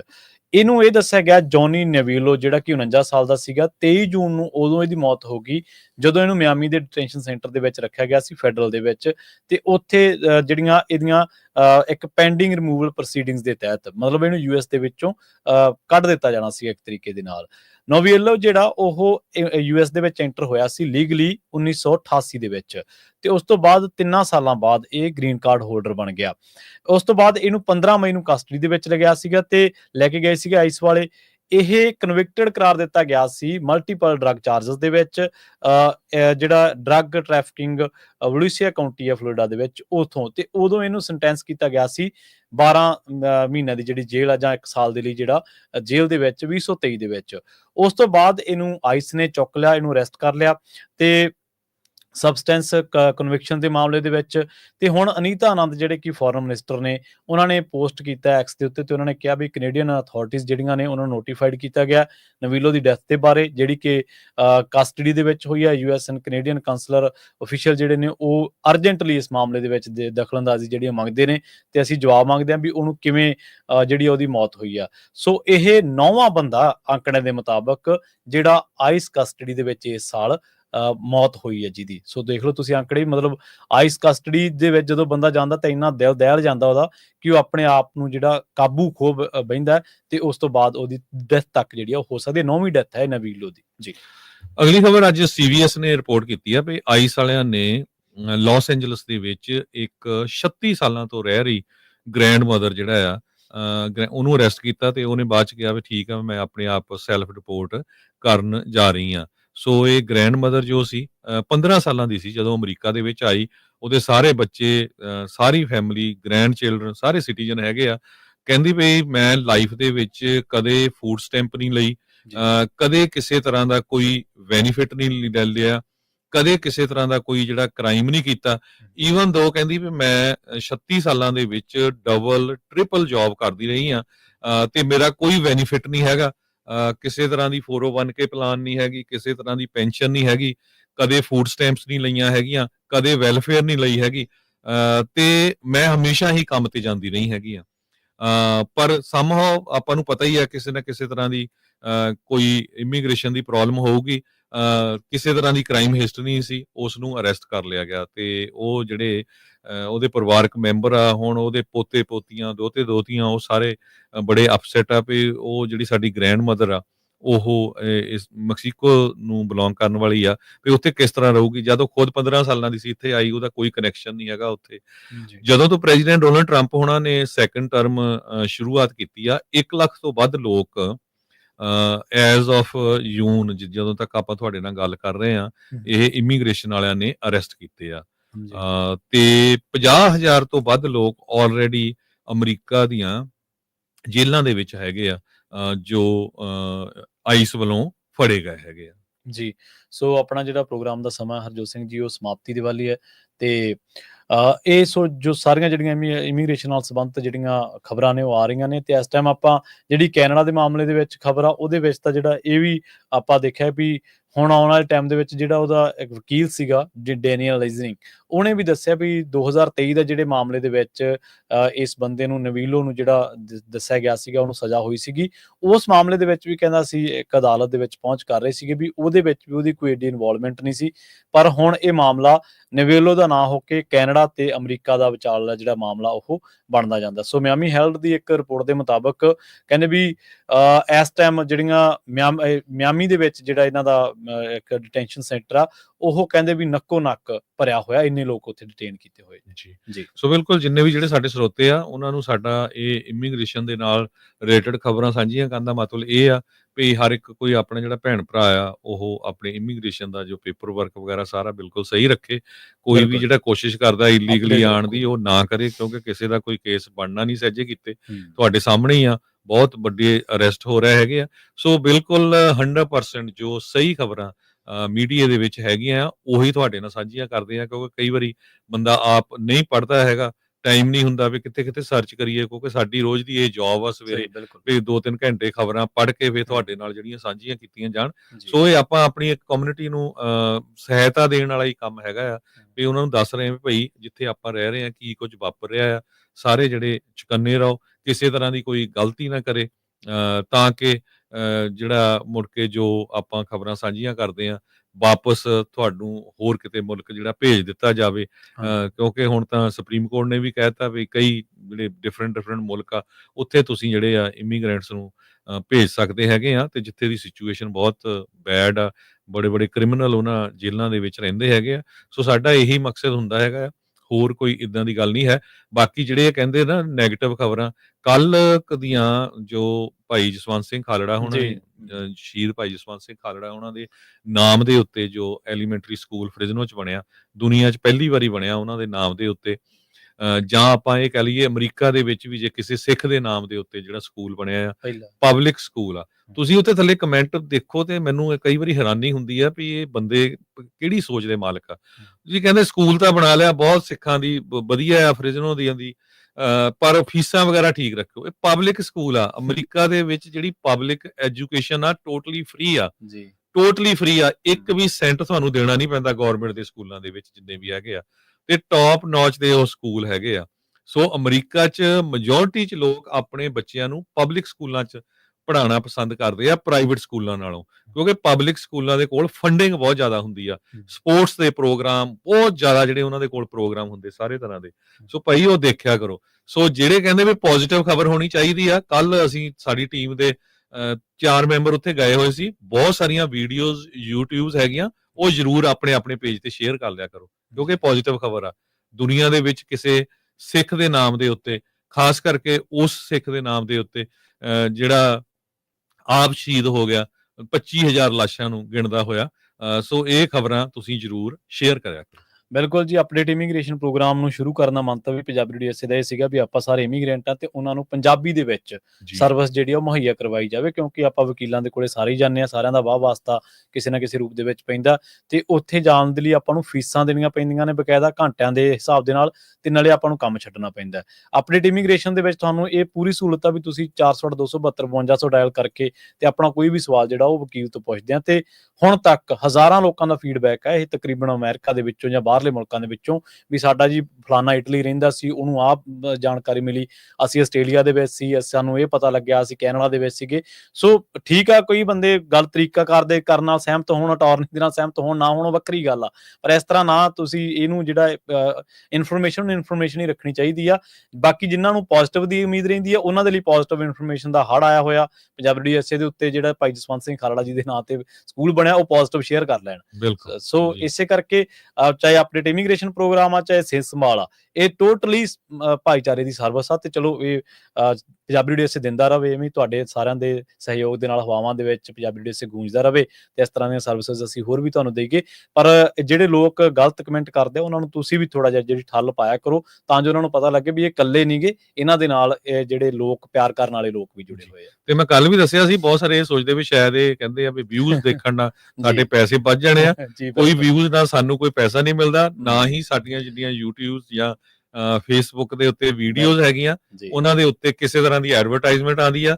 ਇਹ ਸਾਰੀ ਜਿਹੜੀ ਇਹਦੀ ਵਧਾਈ ਦੀ ਪਾਤਰ ਇੰਡੀਆ ਦੀ ਸਰਕਾਰ ਆ, ਜਿਨ੍ਹਾਂ ਨੇ ਇਹ ਸਾਰਾ ਕੰਮ ਕੀਤਾ ਹੈ। ਹਾਂਜੀ ਬਿਲਕੁਲ, ਜਿਨ੍ਹਾਂ ਦਾ ਕੰਮ ਹੀ ਲੋਕਾਂ ਦੇ ਰੁਜ਼ਗਾਰ ਬੰਦ ਕਰਨਾ, ਆਪ ਤਾਂ ਦੇ ਨਹੀਂ ਸਕਦੇ, ਜਿਹੜੇ ਕਰ ਰਹੇ ਨੇ ਉਹਨਾਂ ਦਾ ਵੀ ਨਹੀਂ ਚੱਲਣ ਦਿੰਦੇ। ਬਾਕੀ ਉਹਨਾਂ ਨੂੰ ਇਹ ਵੀ ਹੱਕ ਸੱਚ ਦੀ ਗੱਲ ਕਰਨ ਵਾਲੇ ਲੋਕਾਂ ਦੀ ਆਵਾਜ਼ ਦੂਰ ਤੱਕ ਨਾ ਜਾਵੇ, ਫਿਰ ਜੋ ਜਿੰਨਾ ਉਹਨਾਂ ਦਾ ਜ਼ੋਰ ਲੱਗਦਾ ਉਹਨਾਂ ਲਾਉਂਦੇ ਨੇ ਤੇ ਵਾਹ ਨਹੀਂ ਛੱਡਦੇ ਉਹ। ਸੋ ਹਰਜੋਤ ਸਿੰਘ ਜੀ, ਆਪਾਂ ਲਈਏ ਜੀ ਇਜਾਜ਼ਤ, ਮੇਰੇ ਪ੍ਰਵੀਨ ਸ਼ਰਮਾ ਵੱਲੋਂ ਤੇ ਹਰਜੋਤ ਸਿੰਘ ਵੱਲੋਂ ਤੁਹਾਨੂੰ ਸਭ ਨੂੰ ਪਿਆਰ ਸਤਿਕਾਰ ਸਹਿਤ ਸਤਿ ਸ਼੍ਰੀ ਅਕਾਲ। ਸੁਣਦੇ ਰਹੋ ਪੰਜਾਬੀ ਰੇਡੀਓ USA।